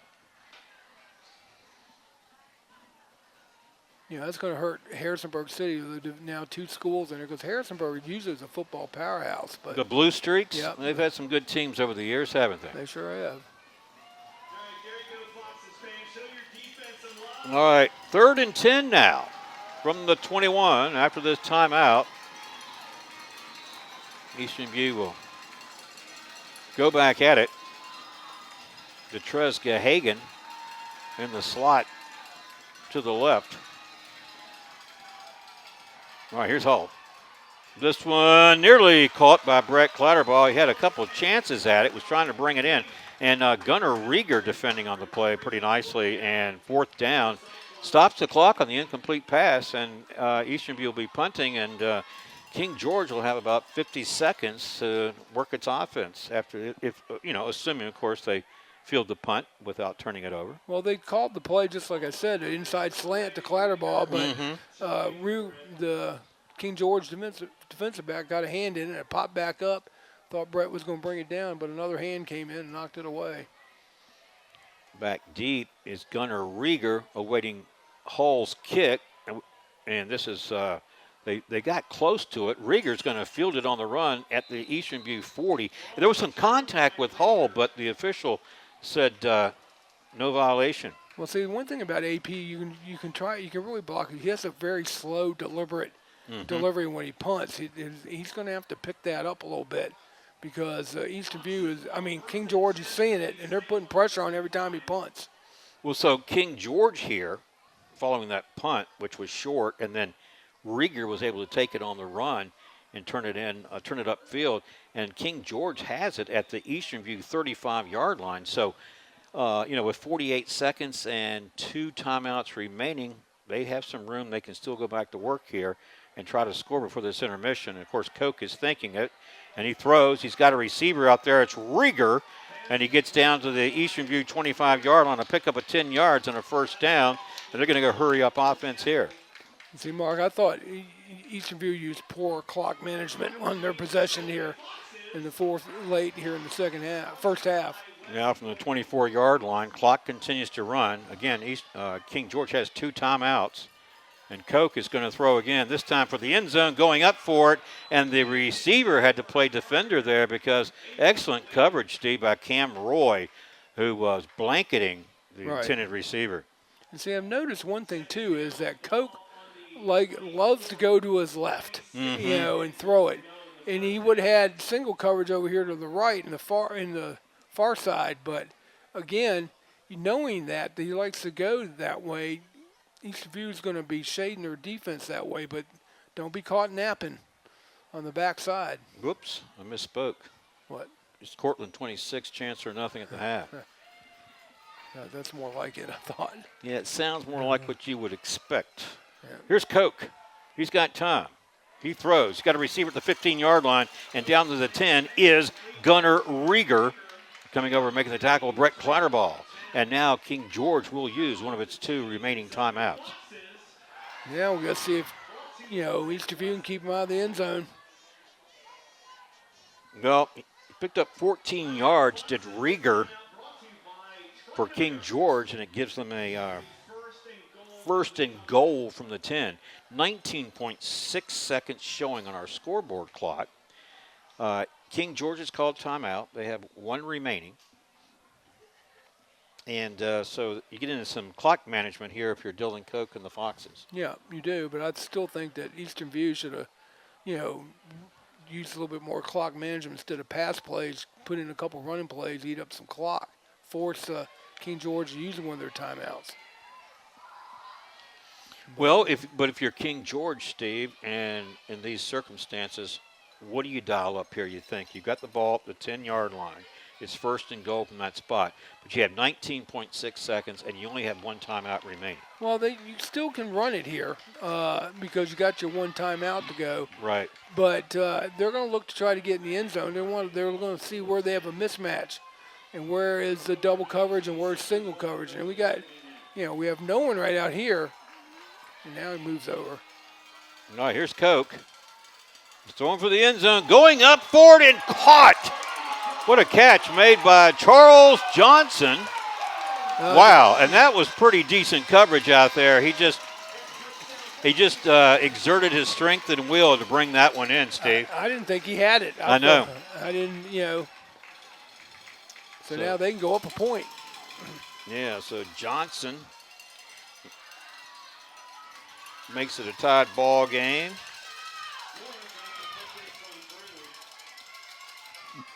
And I believe this is Xavier Morris on for the point after. Yeah, number 86.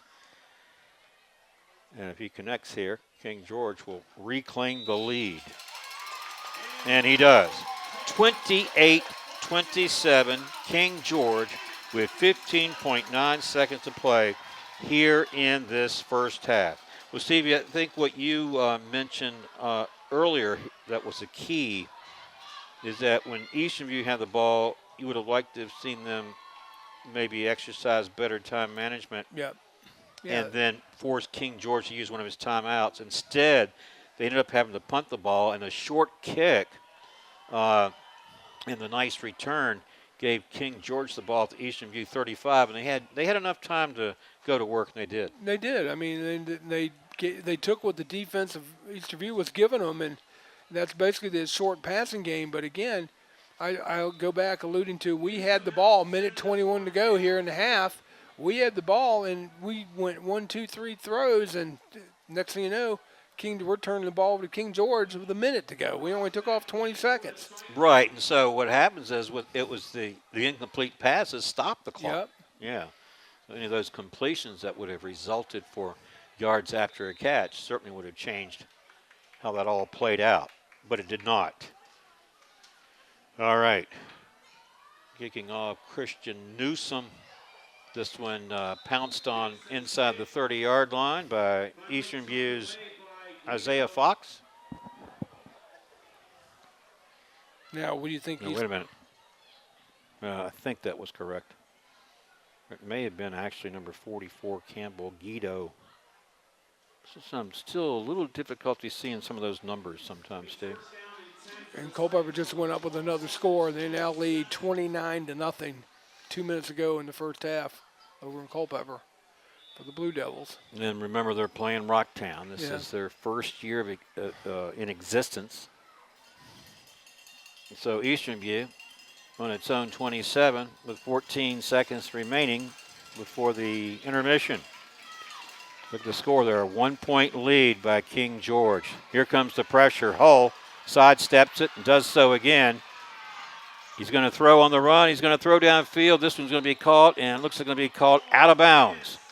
But what about the footwork of Hull? He had one guy really bearing down on him.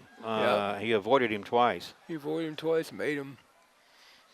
Got rid of the ball, avoided the sack, but the pass called out of bounds. 2nd and 10 from the 27. And 3 seconds remaining now here in this first half. Well, this is sort of a game that's played out, I think, largely the way we thought it would in terms of it being competitive in a close matchup. Right now, the difference, Steve, if you look at the score, is a missed extra point. Missed extra point. Now they're going to try to, here with 3 seconds, try to see if you can get something here. Well, they go to the run. And on the last play of the game, the first half, rather, Shaheem Fry is tackled at about the 37-yard line. Well, that's how the first half ends with our score. King George 28, Eastern View 27. Better stay tuned. You're likely in for just as an exciting second half as this first half. So the two teams will go to the locker room for the intermission. We'll take a break. Hope you enjoy the halftime show. We'll come back for the third quarter kickoff. When we get to that point, stay tuned. You're watching Cyclones football on the Culpeper Media Network. This broadcast is made possible by the generosity of our community sponsors. Able Heating and Air, answering any and all questions you may have about your HVAC system. There's peace of mind knowing they are able to keep your home comfortable. CFC Farm and Home Center, supplying your lawn and garden, pet, and farm needs since 1932. Hometown pricing and outstanding service at CFC Farm and Home. Found in Sons Funeral Home. Culpeper's perpetual best of the best for resources, planning, and support for our entire community.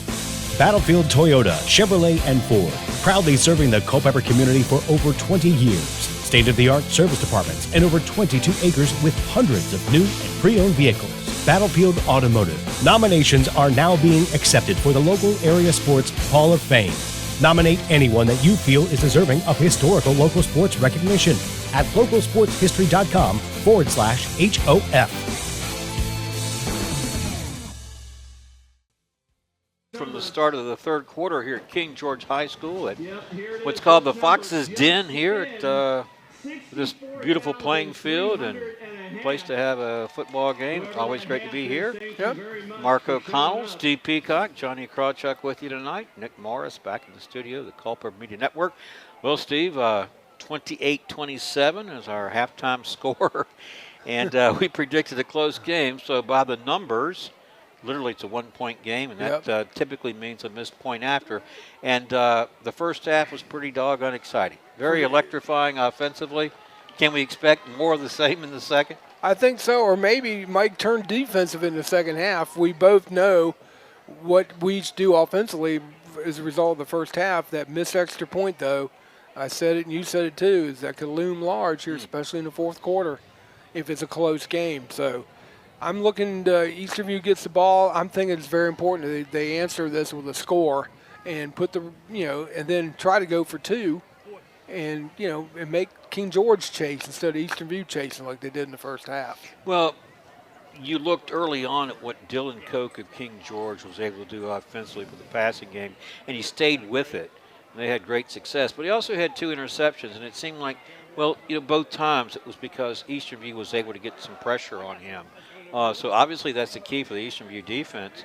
What else did you see as far as a takeaway that both teams perhaps might want to tweak to up their chances for success here in the second half? I still think that Eastern View needs to get some sort of a running game to, so you can set up play action. King George is already starting to use the run, and they've scored on it a couple big plays.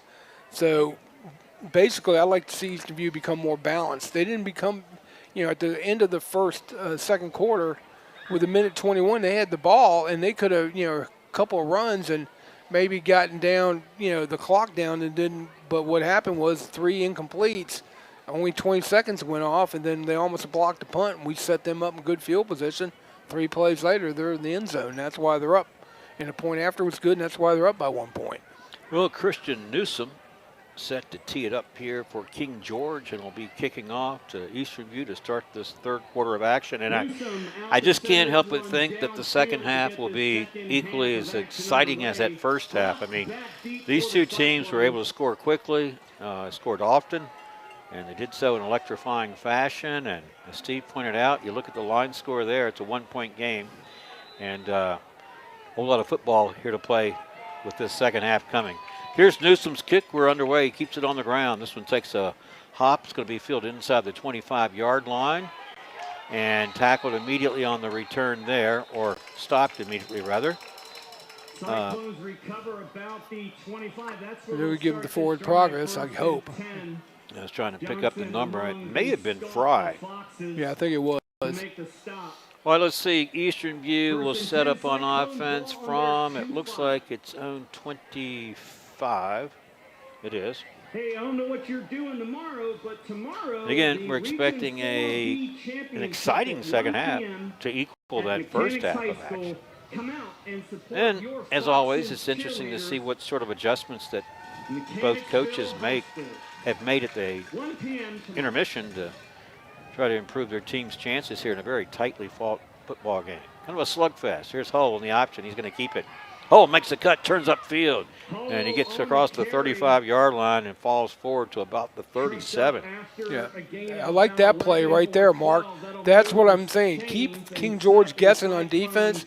Hull's not the fastest runner, but he's very strong. Tough to bring down one-on-one, but that's a good first down pickup right there with that option. Really is. So Hull, he has Jaheim Fry behind him. And they give it to Fry. And he's tripped up at the line of scrimmage. He stayed on his feet. advanced across the 40 out to the 42. He picked up 5 yards. And 2nd and 5 on its way. Yeah, his he didn't touch, so he could still go. You know, in high school and college, if you go down on the knee, it's dead right there. Pros, you can get up and go as long as you haven't been touched. Yep, good balance that time by Fry. 2nd down. They fake it to him and they throw. They've got a receiver out there. This one is caught for a 1st down. It's Mason Settle with the reception and the 1st down for Eastern View. And that was his first catch, Mark, and I thought they'd be throwing him more. He's a big target, but he just doesn't have the strength yet. He's only, what, a sophomore, I believe, so. He is a sophomore. 6'4", 182, Yeah, 162. You put about 20 pounds of muscle on him, he'd be a good receiver. So a couple more seasons as Hull throws deep. This one incomplete. Good coverage out there. Again, intended for Mason Settle. And defending on the play was Kamani Carpenter for King George. 2nd and 10. Second is a flag on the play. It says where? Let's see where that was thrown. It's holding. Wow. Called against the Cyclones. See, Wait a minute. I think they waved it off and said it's. Now they're saying it's against King George. so that's an automatic 1st down, 5-yard penalty, automatic first. And now they'll spot it at the 39, it looks like. Yeah, it is. Oh, they gave him 10 yards? I thought it's defensive holding's 5 yards. Yeah, line of scrimmage was the 49. They have it at the 39. Yeah, I guess it was 10. Yeah, it's 10 yards because in the pros, I know it's 5 yards.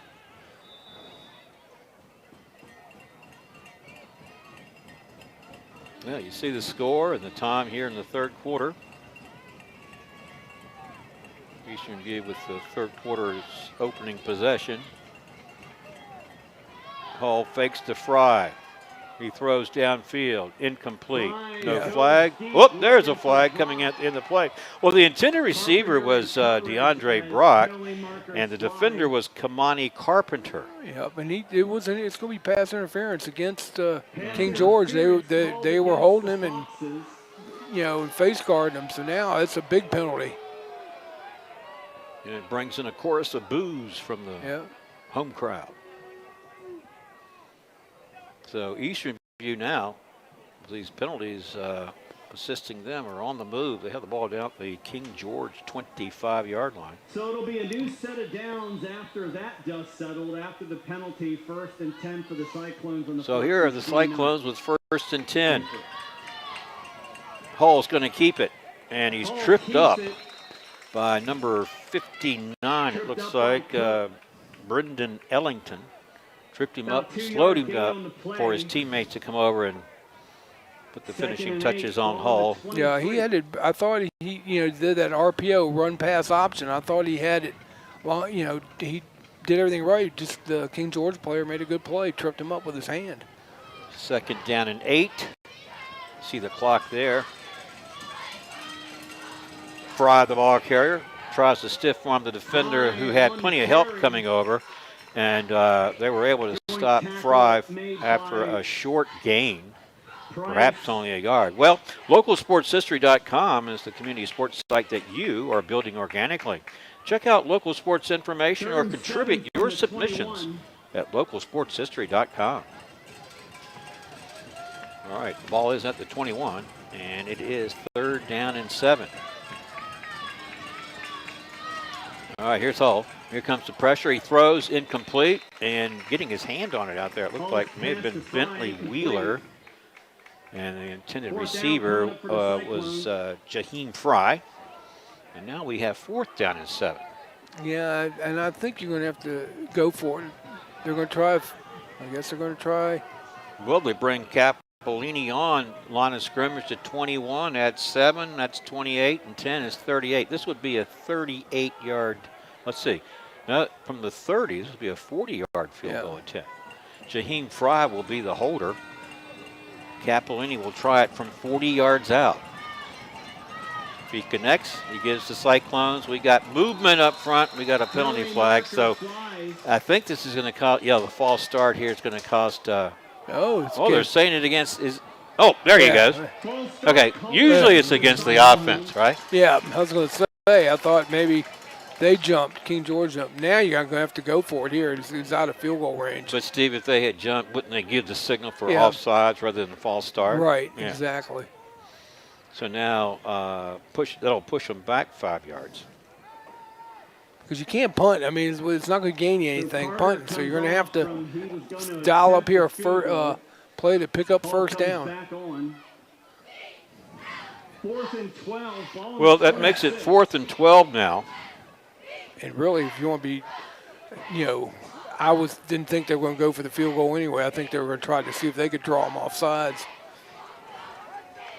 But I would think that would have been in Capolini's range. Okay, here comes some pressure. Hull gets rid of it. He's throwing downfield. This one is picked off. And the pass was intended for Brett Clatterball. Yeah, see, I thought Brett, I think Brett should have made more of a play on the ball, but he didn't. He thought it was Gunnar Rieger with the interception, Steve. And, now, where is the ball going to be spotted? He was tackled shy of the goal line. Yep. Wow. Well, that's, if you think about it, that's not a bad way for Eastern View to end it there. On a 4th down, it was asking a lot to get a first down with, what was it, 4th and 7? Yeah, but it was a little bit underthrown. I still think Brett should have made a better play on the ball. I think that, of course, Hull was getting hit as he released the ball. Right.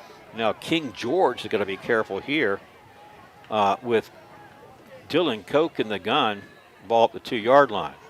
Koch's going to heave it downfield. Going up for it. This one looks to be picked off.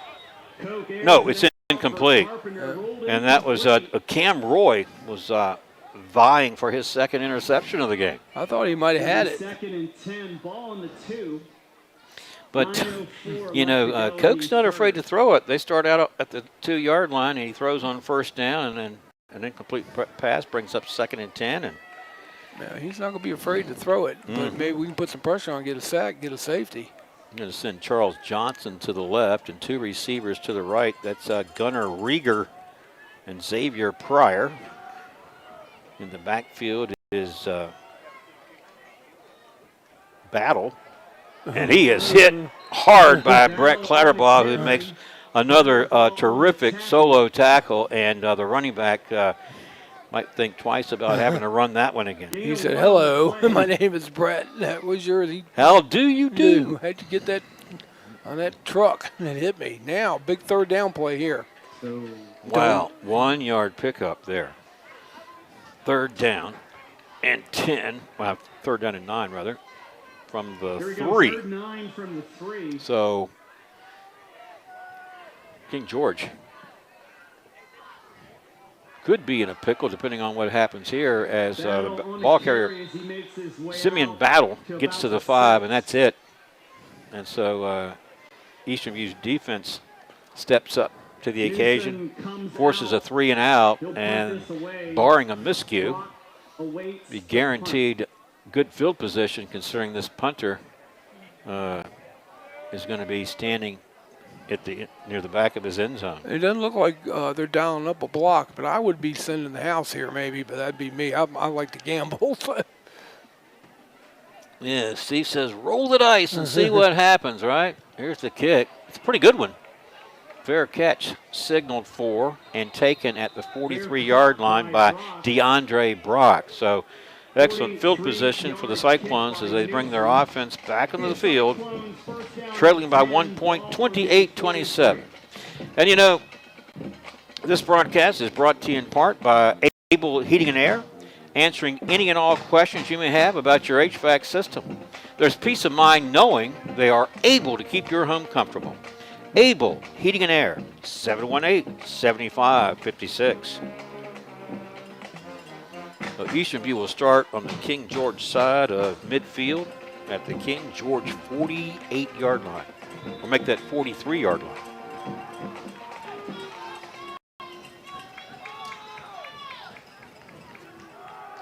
Hall's going to hand off to Jordan Hopkins. He's going to be wrapped up for a loss on the play by Hudson Callahan. Yeah, there you got it. King George has got some quick defensive backs, and when you're setting up to run like that, You can't. You got to lower your head and you got to run forward and not try to run east and west because they're going to chase you down. Loss of 2 on the play brings up 2nd and 12. You can see the clock. You can see the time here in this third quarter. Now you got Brett here one-on-one. If I was A.P. Hall, I'd be looking his direction. You see Brett, bottom of your screen, wide right. On 2nd and 12. Back to the run they go with Jaheim Fry. He runs into a wall of blue jerseys after a short pickup. Going to bring up 3rd and long. Yep. 3rd and 9 to be exact. Gain of 3 on the play. Be 3rd down and 9 from the 42. Yeah, The again. 42. 3rd and 9 from the King George 42-yard line. See the clock there. We're approaching that midway mark of this third quarter.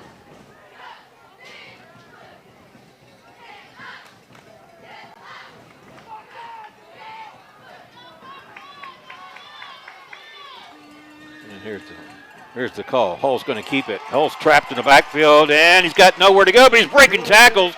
The ball got loose, and they're going to say it was down. I think he was trying to get it maybe perhaps to Jaheim Fry, where it came out one way or the other. But you know what? He almost escaped those clutches. He did, and that's a tribute to his strength. But I'm surprised they're going to try to run it that on 3rd and 9 when they had Brett here one-on-one. All Brett had to do was just go down the first down mark and turn around and have the ball right there because he had, he's so much bigger and stronger. But now, here it is 4th down. You got punt. All right, so we think. So you think I would? I don't understand why they're not punting here. Well, he may back up yet. We'll see. It is 4th down and 12. Well, they're going to go for it. Here comes the pressure, and Hull releases. This one is going to be picked off at the 20-yard line by number 4, Hudson Callahan. And that's an equivalent of a decent punt, Steve. Is there a penalty flag down? Yeah, we might have roughing the passer here. Let's see. No, it's a sideline warning. Yeah, sideline warning. Holding against. Eastern View will be declined. Okay. All right, King George, go back on offense here momentarily. We'll tell you this broadcast brought to you in part by Battlefield Automotive, featuring Toyota, Chevrolet, and Ford. Battlefield Automotive, a keystone of service and a cornerstone of our community. 540-547-3673. I guess that was just as good as the punt, I guess, but on there. But, Mark, I got some tidbit for you. Okay. You remember, the Louisa game, 4 years ago? Yeah, in 2018, where, who caught that off a ricochet pass and went down and scored and, beat Louisa back home. We thought we might end up going overtime. We thought we were going to lose until Blake Leak picks up the ball. Oh, yeah. Runs in for a touchdown. Get one of those memorable moments that really bring it back. Here's a pass to Johnson. He got by that first defender, and then he was able to pick up good yardage and a King George 1st down. Anyway, I read a little tidbit where he was in the he is a graduate student now at Ohio University, not Ohio State, Ohio. Right. And he got Mid-American award for back of the week or something, linebacker of the week. So I thought that was pretty cool. And when was this? This was, I saw about a couple weeks ago. He went to Bucknell, and then That's what and that's where I remember him being. This is Simeon Battle, the ball carrier. He got past the 45 out to about the 47 or 48. So nice run that time by Battle. 8 yards brings up 2nd down and 2. yeah, he is a graduate student. So he graduated from Bucknell, but he spent a graduate year at Ohio University. So he's still playing football. That's great news. I like hearing that, particularly since we know the family and everything. They're nice people. And it's nice to hear good things happening. Yep. Yeah, see if Eastern View can here play some tough D. 2nd down and 2 for the Foxes from their own 48-yard line. Back to the run they go. This is Battle. Look at him go. He made a nice cut. Then the burst of energy ahead, putting him out to the 45-yard line of Eastern View. New set of downs for these Foxes. Yeah, I know what King George and Eastern View's got to be aware of this. Is that they're using a run right now, but they're going to try to pop a long pass here, especially if they can get the matchup they want. You don't think Dylan Koch enjoys throwing the football, do you? No. I think he pretty much does. And I still think, to me, when they had the ball down there on the penalties, they should have come away with some points, but they didn't. All right, well, here we have a 1st and 10 now from the Eastern View 44. Foxes took possession on the 26 for this drive as Brett Clatterbaugh makes another huge hit on the, and I think he was a little slow getting up with the ball carrier there, Simeon Battle. Yeah, he got crunched. I think he's tired of meeting Mr. Clatterbaugh. I mean, he did low a hit on him. Yeah. 38. At the 38. Picked up 6 yards, and he paid the price for doing so. Well, this broadcast brought to you in part by Found & Sons, more than a respected funeral home. They support youth at all levels so they can become tomorrow's leaders. Found & Sons, 825-3530. 2:46, clock moving there. You can see it on your screen. See the score. Great football game. A lot of exciting action in that first half. And one score here in the third. They swing it out to Charles Johnson, who makes the cut, makes another man miss. He's in the open field, and they're trying to catch up with him. And finally, catching up with him from behind was Detrez Gahagan, but not before. Johnson got inside the Eastern View 15-yard line. A lot of missed tackles, Mark, on that. They should have had him way up here by, King George's, Eastern View's 35-yard line, but they let him wiggle free. He's a quick, shifty back. And like I say, you're not going to arm tackle him. You got to put a body. You got to put a helmet on him. Yeah, well, he wiggled free to the tune of 24 yards and a first down for the Foxes. And Mr. Battle remains in the backfield with his quarterback Dylan Koch on 1st and 10 now from the 14. Koch's going to throw. He's throwing for the end zone. This one incomplete. Over the head of the intended receiver there, Kamani Carpenter, who had our game's first score in that first quarter. This broadcast brought to you in part by CFC Farm and Home Center, supplying your lawn and garden, pet, and farm needs since 1932. Hometown pricing and outstanding service at CFC Farm and Home Center, 825-2200. So 2nd down and 10 here for the Foxes. You can see they're up by a point. And so I spoke incorrectly a moment ago when I said there was a score in the third quarter. It was not. This was our score at the half, 28-27. It looks like they're in a pass formation here. But King George definitely knocking on the door here. They go back to the run. And Brett Clatterbaugh makes the tackle of Xavier Pryor. Check that. No gain on the play. And it looks like no gain on that one. Yeah, this is 4-down territory. Eastern View knows it, so they got to make a big play here on defense. We need one right here in this series. And I think if you're King George, you got to come away with some points here. If they don't get it here, I think they probably should line up for a field goal, don't you? Maybe. I don't know how good their kicker is. Yeah. Newsom, I think he's pretty good, but I don't know.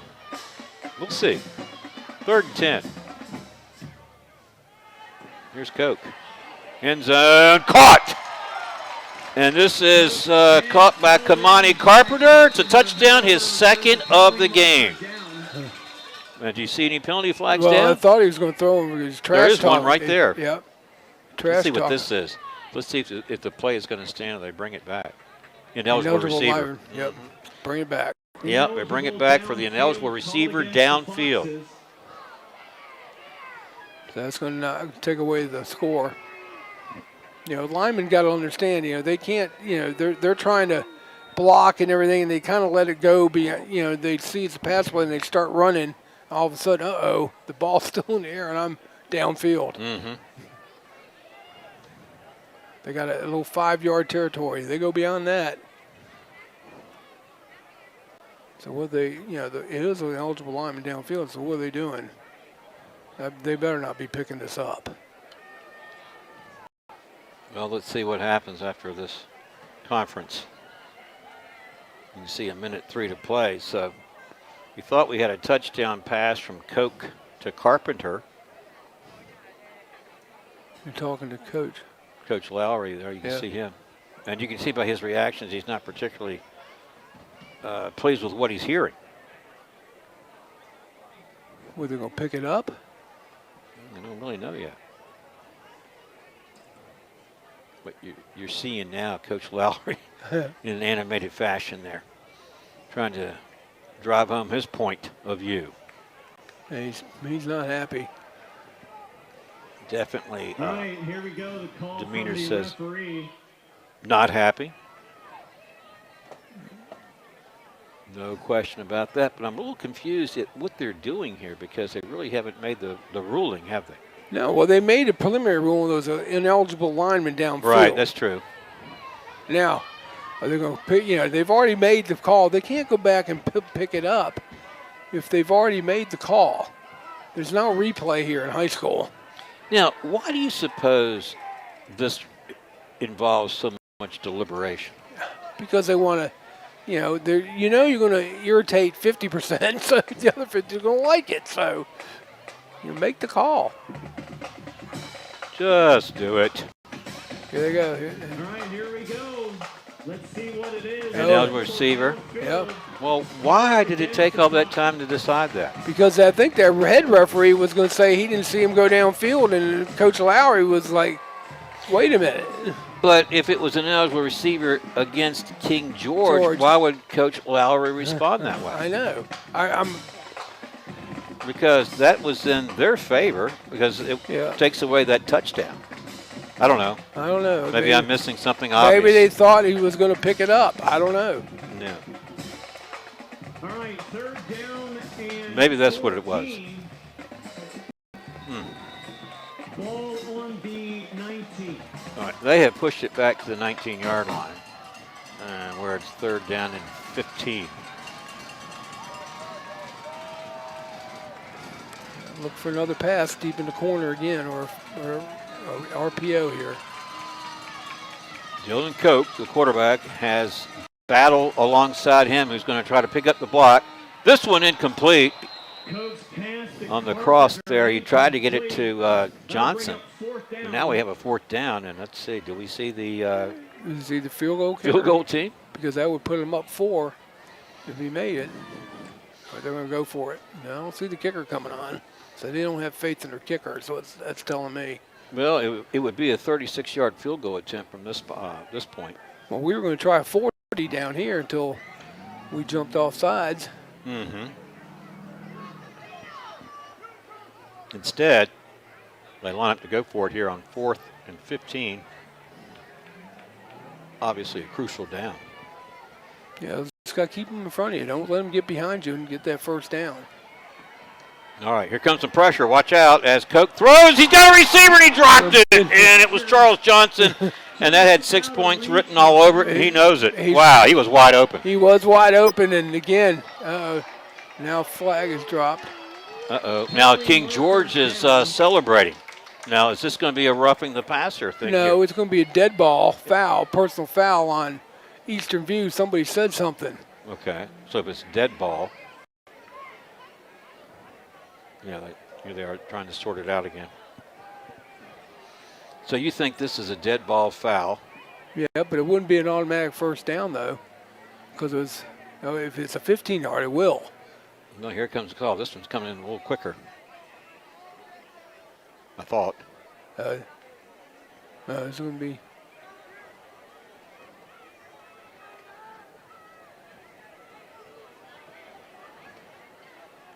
Well, tell us something definitive. Well, it looks like the offense for Eastern View's coming on the field because they got Hull out there. They're going to pick up the flag. Unsportsmanlike called against the Cyclones. Right. Yeah. So you said dead ball, so they get penalized for it, but they do keep possession. Yeah. Yeah. So it'll be 1st down and 10 from the Cyclone. Wow. 10. It just seems like it takes a long time to sort things out. I know. Or have I lost all sense of patience? Yeah, but see, that's where Eastern View. That's what I'm said in the pregame. Don't let they get in. some of these situations get in their head, and then they mouth off. They mouth off to the official or to a player. You just can't do that. Well, King George thwarted on its attempt to score here. They had the ball at their own. They started the possession at their own 26, moved it all the way down to the Eastern View 14, and then things just sort of blew up on them. Turned away with no points. Every possession so critical here in such a tightly contested football game. Jaheim Fry, the ball carrier, doesn't get anything to bring up 2nd down and 10. I'd still like for Fry to go out and get involved in the passing game. Do a play action, release him a little bit. Play action and, fake him, just let him break away up in the middle first. Just the Hall get him the pass. You see the final 25 seconds of this third quarter ticking away. 2nd and 10, Cyclones from their own 10-yard line. At this rate, this could be the last play of the third quarter. And then they go back to the run. Jaheim Fry lowers his shoulder, and the defender there, Hudson Callahan, got a little lower to make the initial contact, and then he had a couple of teammates come over. He may have gotten a stinger on that one, Steve. Yeah. Well, anyway, the clock has expired here in this third quarter, so at the end of this one, it's King George 28, Eastern View 27. We'll take a break and come back to the fourth and final quarter right after this. Stay tuned. You're watching Cyclones football on the Culpeper Media Network. This broadcast is made possible by the generosity of our community sponsors. Able Heating and Air, answering any and all questions you may have about your HVAC system. There's peace of mind knowing they are able to keep your home comfortable. CFC Farm and Home Center, supplying your lawn and garden, pet, and farm needs since 1932. Hometown pricing and outstanding service at CFC Farm and Home. Found in Sons Funeral Home, Culpeper's perpetual best of the best for resources, planning, and support for our entire community. Battlefield Toyota, Chevrolet, and Ford, proudly serving the Culpeper community for over 20 years. State-of-the-art service departments and over 22 acres with hundreds of new and pre-owned vehicles. Battlefield Automotive. Nominations are now being accepted for the local area sports Hall of Fame. Nominate anyone that you feel is deserving of historical local sports recognition at localsportshistory.com/HOF. All right, welcome back to our broadcast at King George High School. Set to start the fourth quarter. Eastern View on offense, looking at 3rd and 7 from the 13. 1-point game. You can see the score there. It's been a good one. Score remained unchanged in that third quarter. Hull, he's got time now. Here comes the pressure, and he loses the ball, but it's going to be, looks like it's going to be pounced on by one of his teammates. Let's see who's got it. King George says they do. It looked like Eastern View had an excellent. Yep, King George has it. It looked like, Steve, Eastern View was going to pounce on it there, and I thought they had, but King George must have wrestled the ball away from them and got possession, and now the Foxes are in business. Again, that was, AP's got to learn to go down, not hold that ball out like a bread basket, and that's exactly what happened, and he fumbled the ball away. He was indecisive at that in the backfield there, and he should have just tucked it and run, and, they would have had one more play, to run, but again, a costly turnover here for the Cyclones against a good team in King George.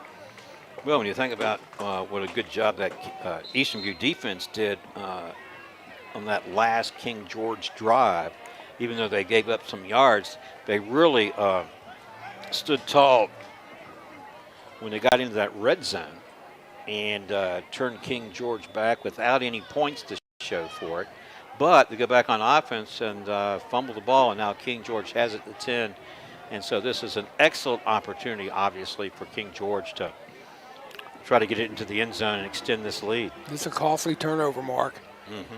And this was self-generated turnover. It wasn't anything that King George did.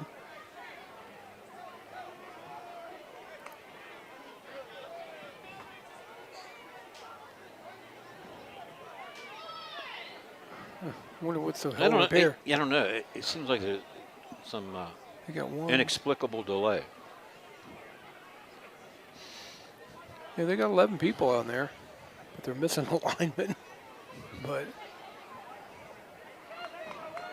all right, here's King George. 1st and 10 from the 10. 1st and goal, rather, from the 10. Koch fakes it to battle, then throws. This one's caught, and into the end zone is Charles Johnson from 10 yards out. And that'll make it 34-27 with 11:44 to play in this fourth quarter. yeah, it's that was a really quick slant pattern pass. It was zip quick right in there, and I thought Eastern View had a chance to knock it down, but Koch has got a rifle of an arm, and he hummed that one right in there, and the receiver caught it right there in the end zone. And I agree with you, Steve. I thought that the defender had a chance to deflect it or bat it down, and it shows you the concentration that Johnson maintained to bring that ball in for the touchdown. And now on for the point after. And your holder is Jordan Washington. He gets it down, and the kick is up and good. 35-27. Well, the score at the half was 28-27. We had a scoreless third quarter, and then here in the first 15 or so seconds, King George scores, capitalized off that Eastern View turnover. And you had to like King George's chances when you have 4 shots at it from the 10-yard line. Yeah, I agree. And the thing was, but that was a self-inflicted wound we did when we lost the fumble right there. When AP should just learn just to go down and punt the ball away. But now, you know, you give a lead at home to a good football team like King George.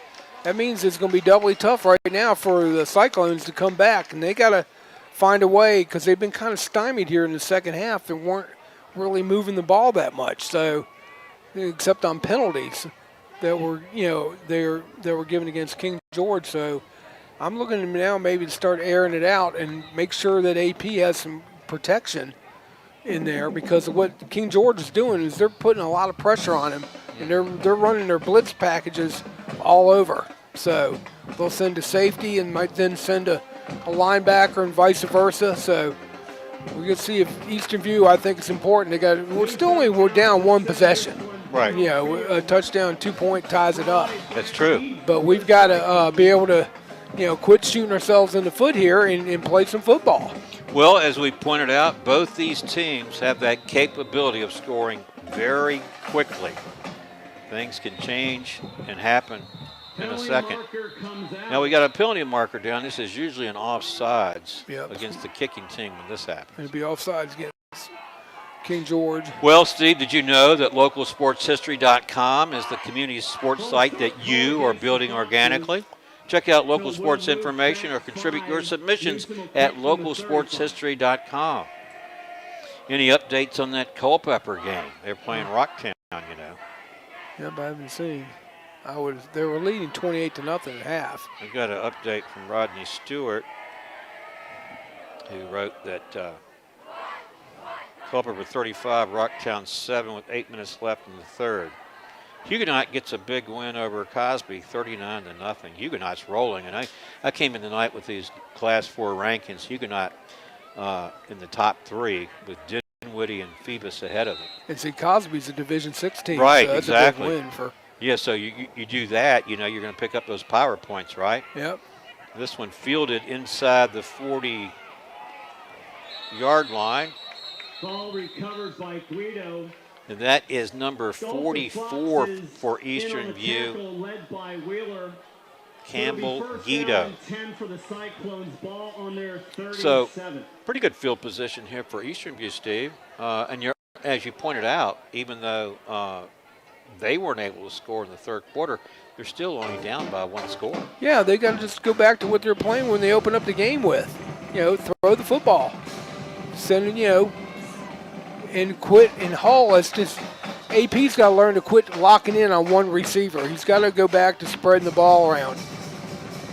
Well, I think probably in his defense on that fumble is that one of the things you have happening is that he's shown us that he has such a determined effort that, you know, he's hard to bring down. He can break tackles and that sort of thing. And it's, well, you know, it's just one of those things that happens from time to time, isn't it? Here's Hall.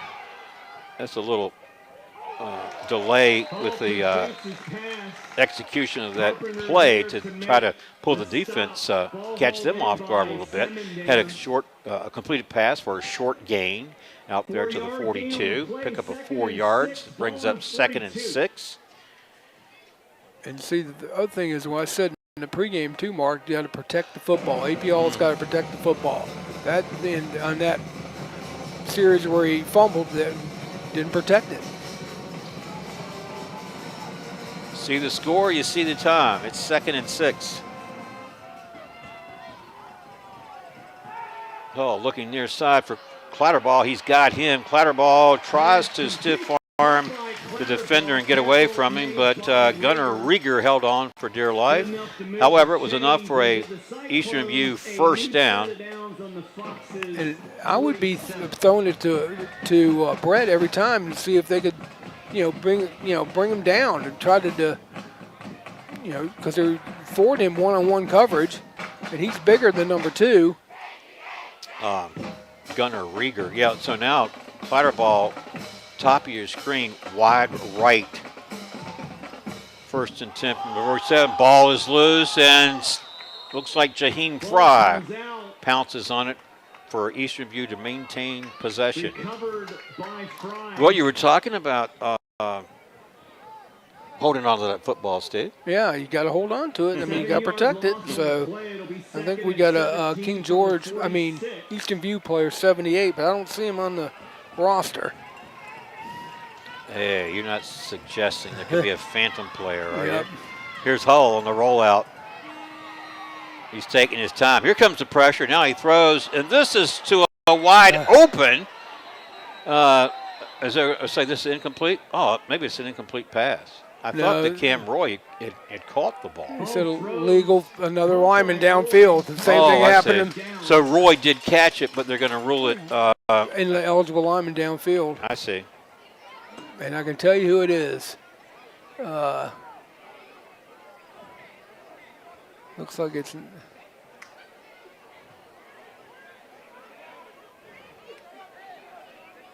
Or you can't say it was an illegal forward pass because he was still behind the line of scrimmage, but we had a lineman downfield. That penalty is called against the Cyclones. That's there it is, Steve. The downfield. signal that indicates ineligible receiver downfield. 2nd and 22. So that's the problem with scrambling quarterbacks with your offensive line. They don't have eyes in the back of their head, so they got to, the quarterback's going to say, I'm here, something, stay or say something. But if they get down off that 5-yard box, they're going to call it every time.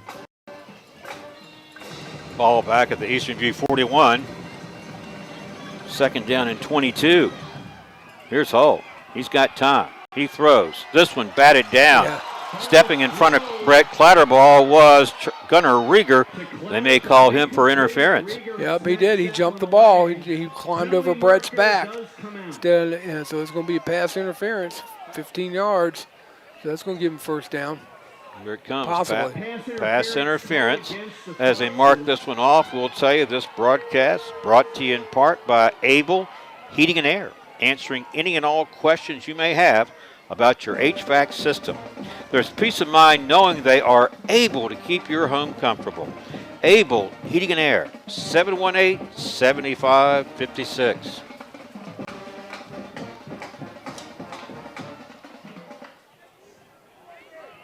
It's still 2nd down. Yeah, then you get it for. The dust settles, it'll be 2nd and 9 from the 46. Cyclones ball. How bad was the other penalty? I mean, ineligible line downfield. You say it's 2nd down and 9? Yeah. All right, here's Hull. Protection holds up. He throws downfield. Incomplete. Good coverage out there. And that was Kamari Carpenter defending against DeAndre Brock. Yep. Carpenter out. Now 3rd down and 9 on its way. Yep, big 3rd down play here. I'll be looking to concentrate, making sure you at least get the first down, keep the sticks moving. Because you don't want to be punting it back here to King George because you're down, you're down a touchdown and 2-point conversion. Brett Clatterball, wide right, top of your screen. And Settle you've got Brock in the slot there. Mason Settle wide left. Here's Hull stepping up, trying to get away from the pressure. Can't do it. He's going to be tackled at midfield. And he'll lose 4 yards on the play. He's going to bring up 4th and long. But we got a flag over here. Yeah, what are you seeing so far? It looks like it's going to be defensive holding. There's the flag. Holding. Wow. Yeah. Wow, you called it, Steve. Yep. You saw the defensive holding? Yep. Was that Brett was out there. Black hat. Change for the Cyclones and give them a 1st and 10 at the Foxes 36. all the way down now to the King George 36-yard line? A new set of downs for these Cyclones. They're really just down by 1 score. They'd have to get a 2-point conversion as well to tie it. 35-27, you see it there, and the clock ticking. Jaheim Fry, the ball carrier. Fry breaks 1 tackle, and he gets inside the 30-yard line. Nice pickup on the play by Fry. Yeah, because that's a good play call there, Mark, because King George is really blitzing. They're really trying to put a lot of pressure on Hall to, try to get him to throw off his back foot or fumble the ball. And he's trying to let I knew with that play where they, a couple plays before where he tried to do a quarterback draw, but King George is too quick on that play. But right now, by handing the ball off to Fry, it's giving them another avenue to see if they can score points here. This time they hand it off to Hopkins. Hopkins comes to the near side, and Hopkins will have a first down as they force him out of bounds inside the 25. Good enough to move the sticks. Another new set of downs for Eastern View here. And I'll be going to the run until King George can stop it. It's going to open up the pass here. Well, this broadcast brought to you in part by Battlefield Automotive, featuring Toyota, Chevrolet, and Ford. Battlefield Automotive, a keystone of service and a cornerstone of our community. 540-547-3673. All right. From the 23, here's Hull. He's got a receiver there who breaks the tackle and then pushed out of bounds. That's number 15, Mason Settle. A big catch, and then the yards after catch by Settle. Yep, he was able to wiggle free, and now the ball's going to be, so they're going to put it on the 3-yard line, Mark. Mm-hmm. Well, if that's true, Settle picked up 20 yards. And a 1st and goal now from the 3. So Hopkins is back there. They give it to Hopkins. Penalty flag comes in as King George's number 59. Yeah. Brendan Ellington makes the tackle. What's this one? Pushing it back, blocking the back. Okay. Or illegal shift, rather. It'll be 5 yards. Yeah, they'll push it back to the 8-yard line then.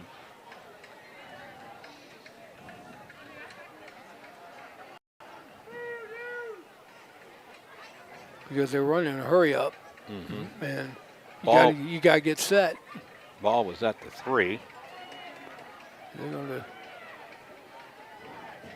That penalty is decline. Okay. It'll be 2nd down. So why would you decline it if you're King George? You'd accept it, wouldn't you? well, it was what was it? 1st and goal from the 3. Yeah. Now it's 2nd and goal. Yeah.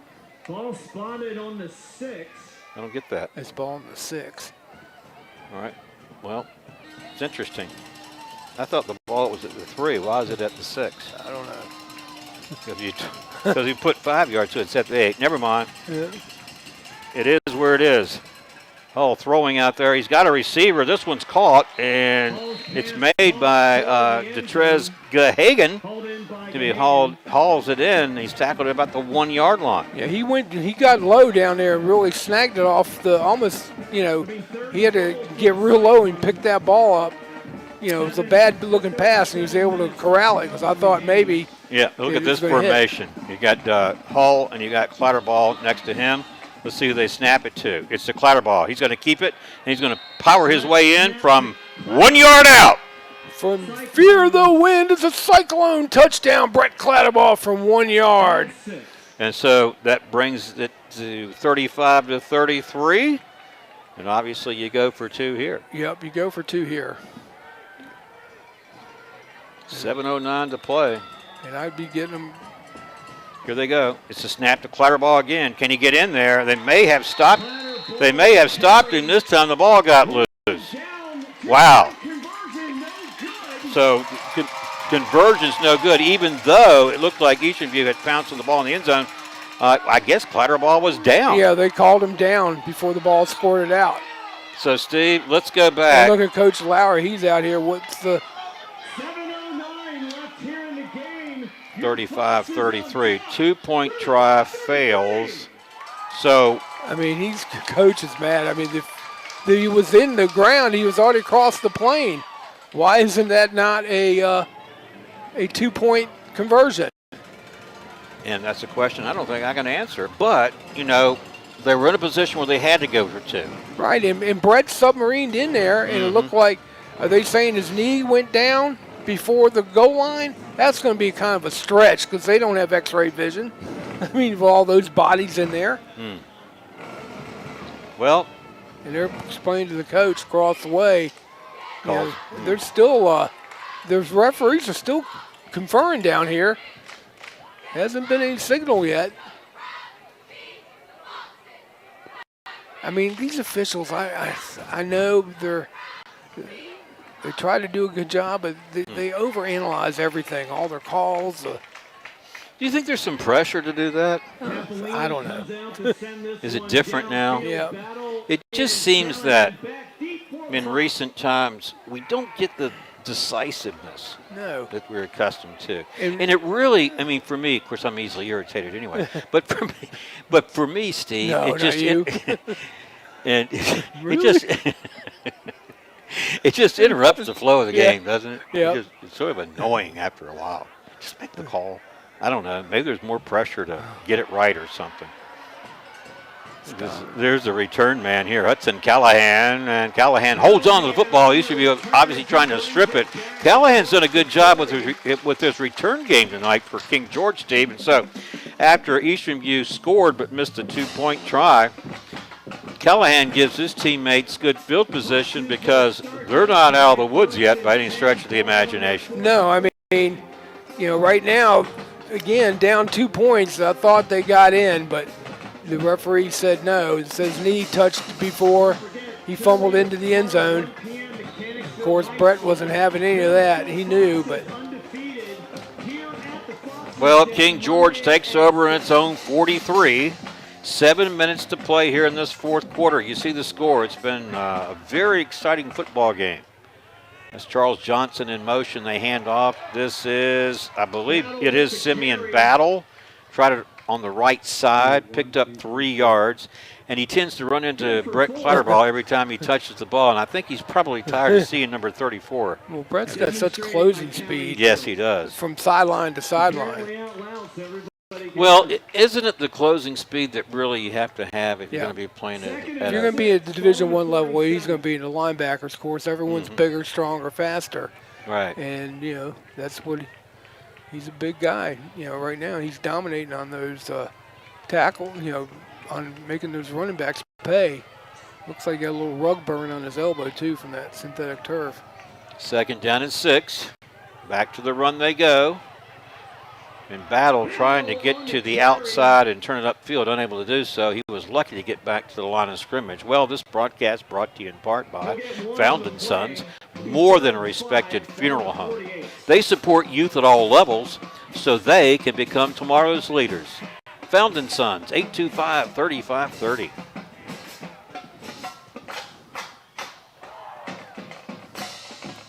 Well, they spotted it at 48.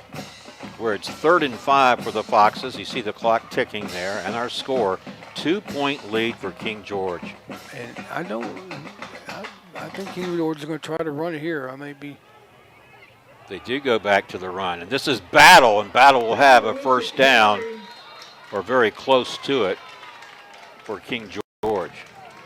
Let's see what the. He was tripped up, but he stayed on his feet long enough to dive forward and perhaps get that first down. It's pretty close. It's pretty.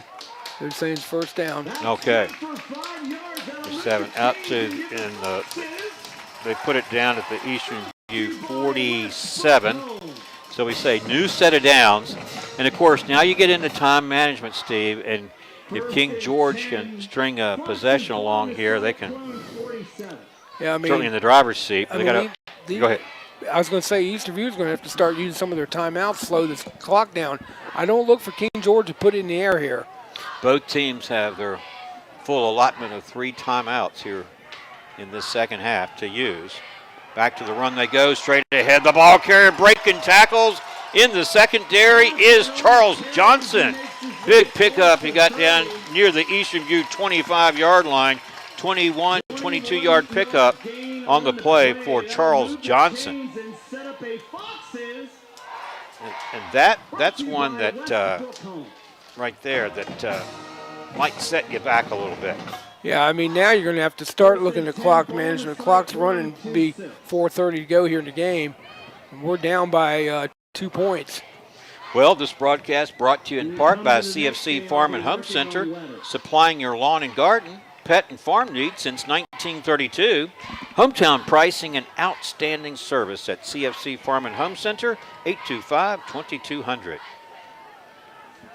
Now from the 26-yard line, it's 1st and 10 Foxes, and we have a whistle, and we have a penalty marker. Too much time, delay of game. It'll cost King George 5 yards. And I think Eastern View, from a defensive standpoint, they got to limit him here to, it's 4 downs and make sure they don't pick up the first down. They pick up the first down here, then Eastern View is going to have to start using his timeouts. Like we say, they do have all 3 timeouts to use. Because they got to extend this game. And, get their heads up. I mean, a couple bad calls by the officials. Can't help that. But he needs to step up and make a play. All right, here on the sweep, they give it to Gunnar Rieger. Rieger breaking tackles and turning upfield, gets down to the 11-yard line. Wow. I think he picked up 16 yards. Let's see where they mark this here. He's down at the 16. Yeah, that's enough for a first down. It was 1st and 15. He picked up 16 yards, and they'll spot it at the, let's see, Steve. That's actually the, have they put the ball down yet? Not yet. 1st and 10 for the Foxes on the Cyclone 16. It is 16. That's what I thought. So there it is. You can't see it. And they're running away from Brett Clatterbaugh there, too. You can see they're running to the right, and Brett's over on the left. Here comes Clatterbaugh. He ran past it initially, and then his teammates made some contact on that ball carrier, and Clatterbaugh came back in there to put the finishing touches on that tackle. And Eastern View calls timeout. The first of their 3. Well, our timeout sponsor is UVA Community Credit Union, strengthening the financial health of our members and of the Culpeper community. UVAcreditunion.org.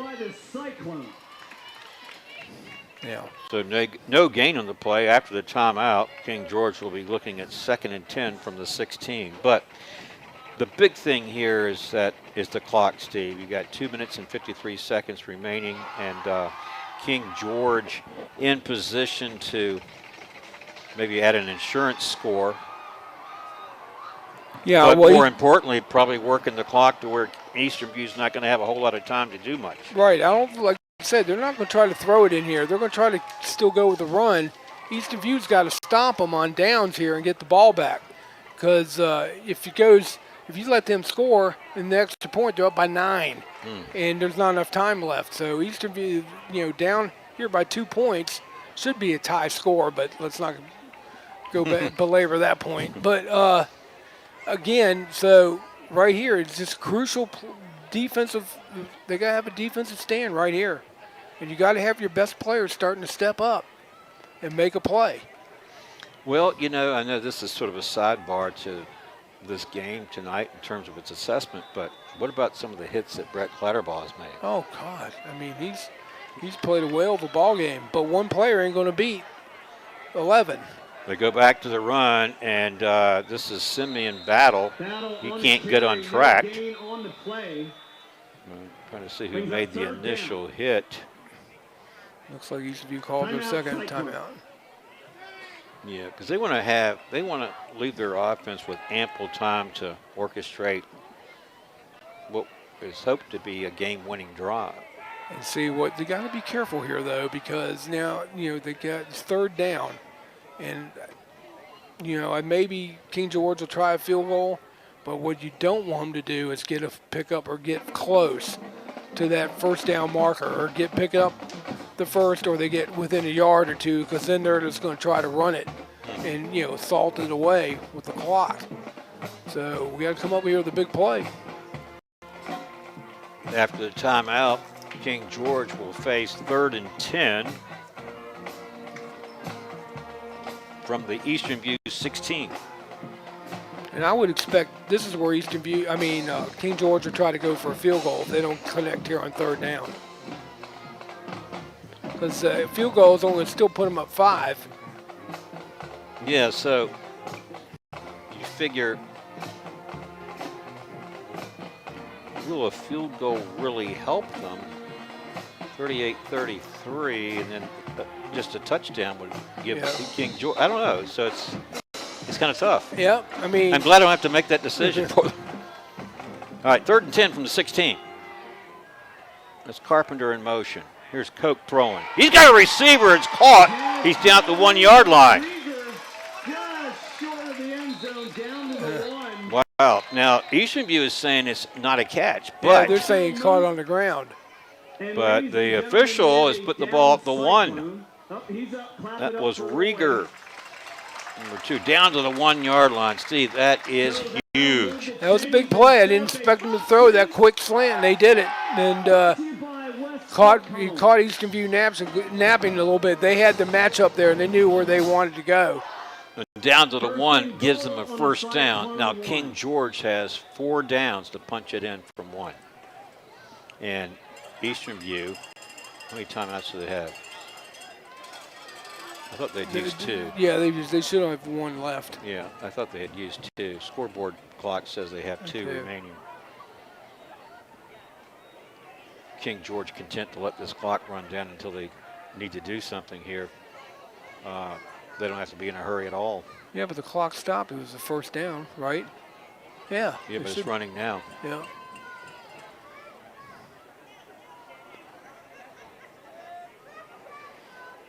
And the story of this game is that King George basically made bigger plays than Eastern View did. Right, so now King George calls a timeout. 2 minutes and 5 seconds here to go in the game. Now, you want to see if you can get a goal line stand down here, but the odds on that are pretty long. So if you have the ball at the 1 and you have 4 times to punch it in, it's hard to turn back an offense like that. It is. It can be done, but like you say, Steve, the odds are against you. Well, and what's going to basically, if they score a touchdown, it's salting this game away because there's not enough time for Eastern View to. So we got to come back and score. And Steve, if you're King George, do you want to score here on first down, or would you rather just run the puck? I just want to score because, like I said, it doesn't really matter because the time. You have 2 minutes and 5 seconds to go, and they'll be up by 9 with a touchdown point after. And then you got to figure Eastern View's got to score twice, so still will be a 2-possession game. That's true. Yeah. And that's going to be difficult to do. So I was getting ready to say, well, now we got to look forward to Eastern View's got to win out. I still think they'll be in the playoffs, but they won't. Here we go, and it's going to be Johnson in from 1 yard out. He gets the honors for King George. That makes it 41-33 with 2:02 to play in this ball game. Then you got this has been a good game. It was big game as advertised, and a lot of scoring, but a couple bad mistakes by Eastern View is what's really cost them this ball game. We can say the officials or something like that, but you got to look at the whole game in context, and basically King George made more plays than Eastern View did. Xavier Morris on for the point after. The holder is Jordan Washington. Yeah, they want to block this. Snap, the hold, the kick is good. Our score 42-33 in favor of the Foxes. If they had blocked that PAT, they'd only been down one possession, down 8. And then, Eastern View could have it to try to tie it up. But now they got to score quick. 42-33. So, like we mentioned, both teams came into tonight's game with identical records. It's been a showdown of sorts, so we knew it would be that way. I think the coaches did too. They just not something you talk about until it's you're here during this game week. But King George 5-2 overall, likely going to move to 6-2 and 5-0 in the district, and Eastern View, barring a miracle, will likely fall to 5-3 and 4-1 in the district. And let's see, is it next week? Yeah, Eastern View, has homecoming Against with Chancellor? So they should win that game.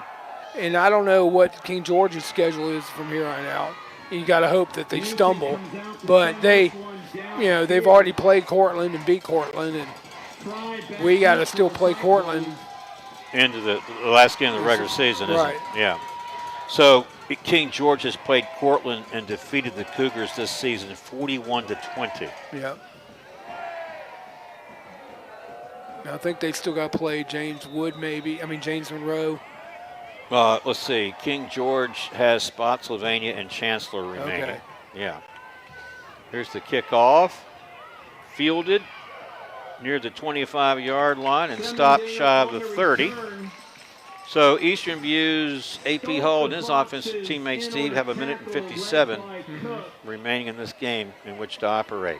And Spotsylvania is kind of an enigma. They can be good and they can be bad.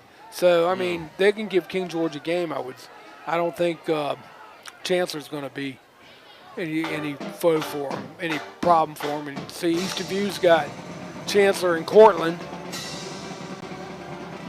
Right.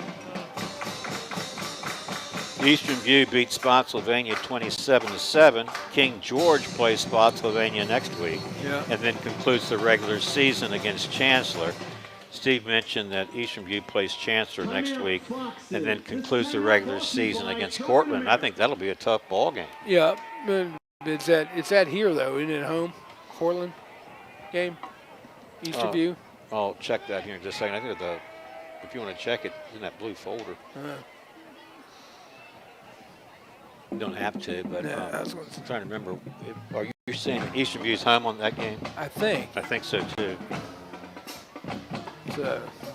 But again, next week, King George will take on Spotsylvania, and Eastern View will play Chancellor. We'll be at that game. At least that's the plan. Yep. And Culpeper's got James Monroe next week, and then they finish out with Spotsylvania. So being in Class 3, Culpeper will get in at 5-5.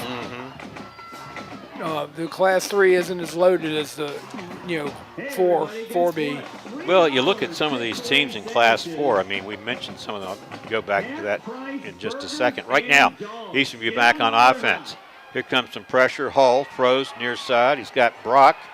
Brock makes one man miss, and he skips his way and dances his way along the near sidelines out of bounds at about the 45. And we're going to have a roughing the passer, I think. Yep, personal foul, roughing the passer.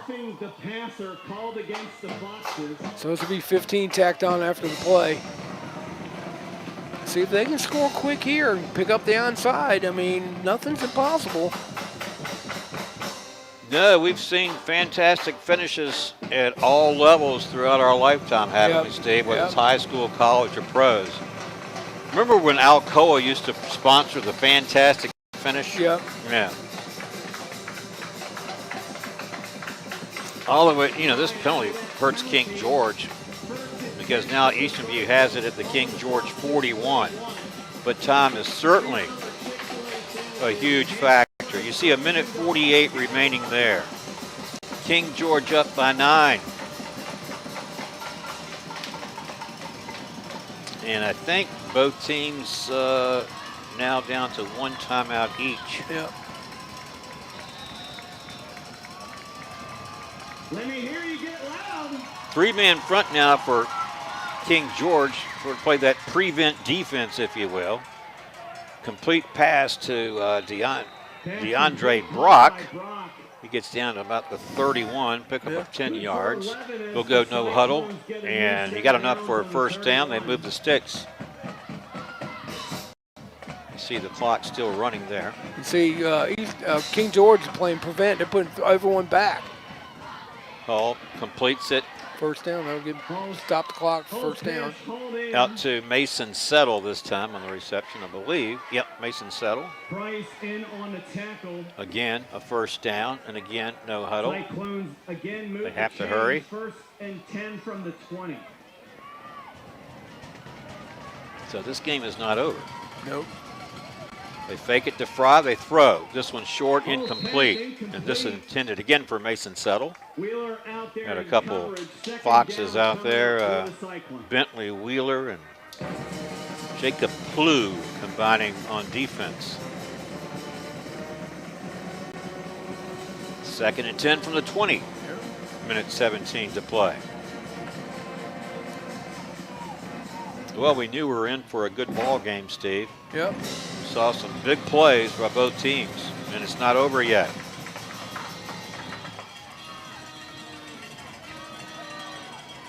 Okay, here's Hull. He's going to step up and keep it. Makes a move. He's at the 15 and forced out of bounds by number 20, Jacob Plew. Hit out of bounds by He's hurt. Hull, oh yeah, he's holding his hamstring. Yeah. Well, he's tightened up a little bit. I tell you what, that hurts. Yeah. That hurts. It sounds like it looks like it's a cramp. 7-yard gain on the play. It'll be third down and 3.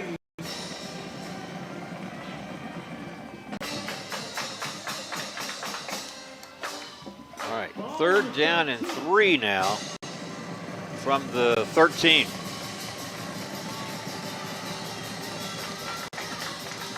Oh, trying to stretch that one. Yeah, he might be a hamstring pull. Hope not. Here he's throwing again. This one incomplete. Intended for Mason Settle. And that'll bring up fourth down. Big play here. Yeah, Hull's hurting. Yeah. He's either tightened up as a cramp or he pulled his hamstring. I was going to say he may have pulled a hamstring. You see him stretching there, trying to stretch it out. Yeah. That's about all you can do. Yeah. That'll hurt the Cyclones if he does have a pulled hamstring. He might not be playing next week, but they might not need him against Chancellor. Yeah, I think he's cramped. He's taking his helmet off. Well, So if that's the case, who's the quarterback?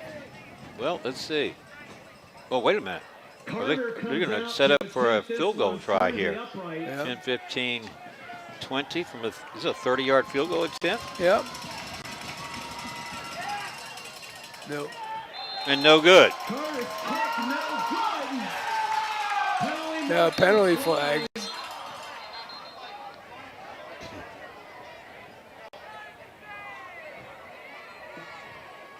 What's the call? I don't know. Everyone's sitting there with a bated breath. As officials confer. Oh, they have more conferences there than the United Nations. Yeah, they really have these long deliberations, don't they? Is it a dead ball? If it's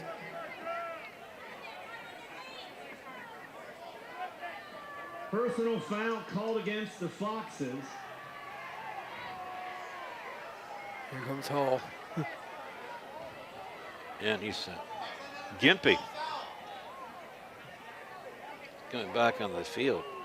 All right, Yeah, it'll so be now brings a first 10 down. So for now the they're Foxes. Ball on the 6. Well, they have marked it at the 6. yeah. First down. Wow. All right, let's see. Oh, let's check that. I guess Eastern View has the ball, 1st and 10. Well, first and goal from the 6. Here's Hull. Sore hamstring and all. Now he's throwing. He's got a. It's caught by Fry, and he's in from 6 yards out. And the Cyclones aren't done yet. Fear the win. Cyclone touchdown. Hull to Fry. for 6 yards. Now 6 points. 42-39. And, 1 minute to play. well, I reckon you got to go. Well, do you go for it? No, I think you. Well, what do you do here? Do you go? No, I think you go for the point after because you get it. Field goal wins it for you. If you don't get it, then you have to do the field goal to tie. Right. So yeah, all right, I got it. All right, this is Beckett Capolini. This kick. Up and good. 42-40, down by 2. We've been there before, haven't we? Yep, now you got the onside kick here. Minute to go here in the game. 42-40 with exactly 1 minute to play. It was 28-27 at the half. And we had a scoreless third quarter, didn't we? Yep. This has been a whale of a ball game. Like I said, whoever has the ball last is going to win this game. Well, and you did, you said that early on. Yeah. And it looks like Hull's getting. I don't think that's a cramp. I think he pulled his hamstring. Mm-hmm. That hurts. Yeah. That hurts. Yeah, it is very painful. Be more painful for him tomorrow when he wakes up. Well, what can you do for a pulled hamstring to help you sleep better at night? I don't know. You got, heat for pain, ice for swelling. So wrap it up, put some icy hot on it, and wrap it up with AC bandage. Or get a TENS unit. Send it. Now, you got to go with an onside kick here. You can't kick it away. Or, see, look, they got everybody up. You possibly could just do a pooch kick over there, but you better have some fast guys getting downfield. Well, you look at King George's alignment here. There's nobody deeper than the 35-yard line. So, this could be an interesting kick. Yeah, where pooch it right over to I'd punch it, just pooch it right over to about the 35. Well, let's see what Capolini does here. Here's his kick. Oh, we got a penalty flag. Penalty marker comes and that's usually against the kicking team, Steve. Yep, they left before. You cannot leave before the ball's kicked. Well, they were just so excited. They just wanted to get in on that play. So it's going to be it doesn't really matter. You're still going to go onside kick, so mark it back 5 yards. Right. And you figure if King George recovers it, they're going to be able to take a knee or two and end the game. Yep. But see, I'm looking over how much empty space is over here, and if you can get your fast guys down there. Capolini will try it again. Here's his kick. Up in the air, and this one's fielded by Rieger. We give possession to King George and likely the victory coming up soon. Yeah, that ball hopped just at the right, at the most inopportune moment where that ball hopped up because it looked like Brett was going to pull it down. It looked like they were going to have an opportunity there. Yep. And Gunnar Rieger fields it for King George. Now, you'd almost have to have a Joe Pisarcik moment here if you're Eastern View to win this one. I don't think it's going to be a Joe Pisarcik moment. No, they don't have anybody wide, so. And so Koch takes a knee. Koch takes a knee. And Eastern View's got one timeout. They ought to call it. I don't see him doing it. Now, why aren't you using the other timeout? I guess they figure it's the inevitable.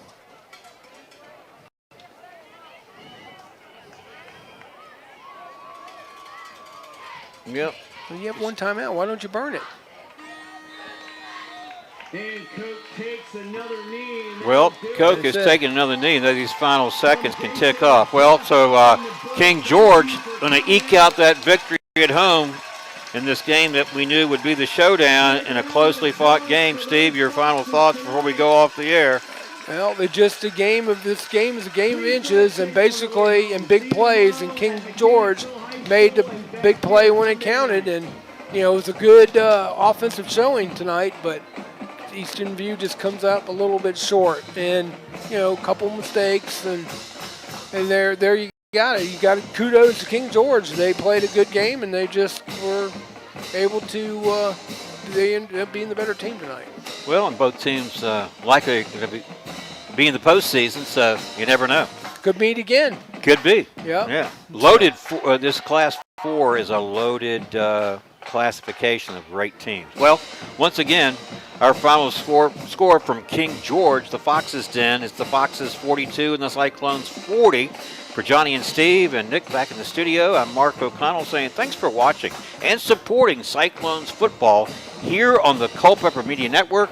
Have a great weekend, everybody. Now, next Friday, we hope to see you from Eastern View when the Cyclones have their homecoming game against the Chancellor Chargers. Until then, so long.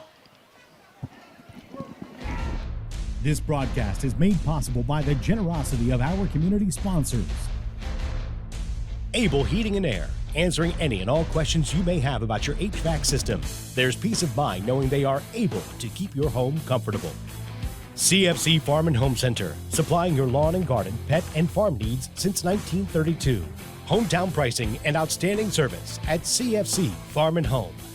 Found in Sons Funeral Home, Culpeper's perpetual best of the best for resources, planning, and support for our entire community.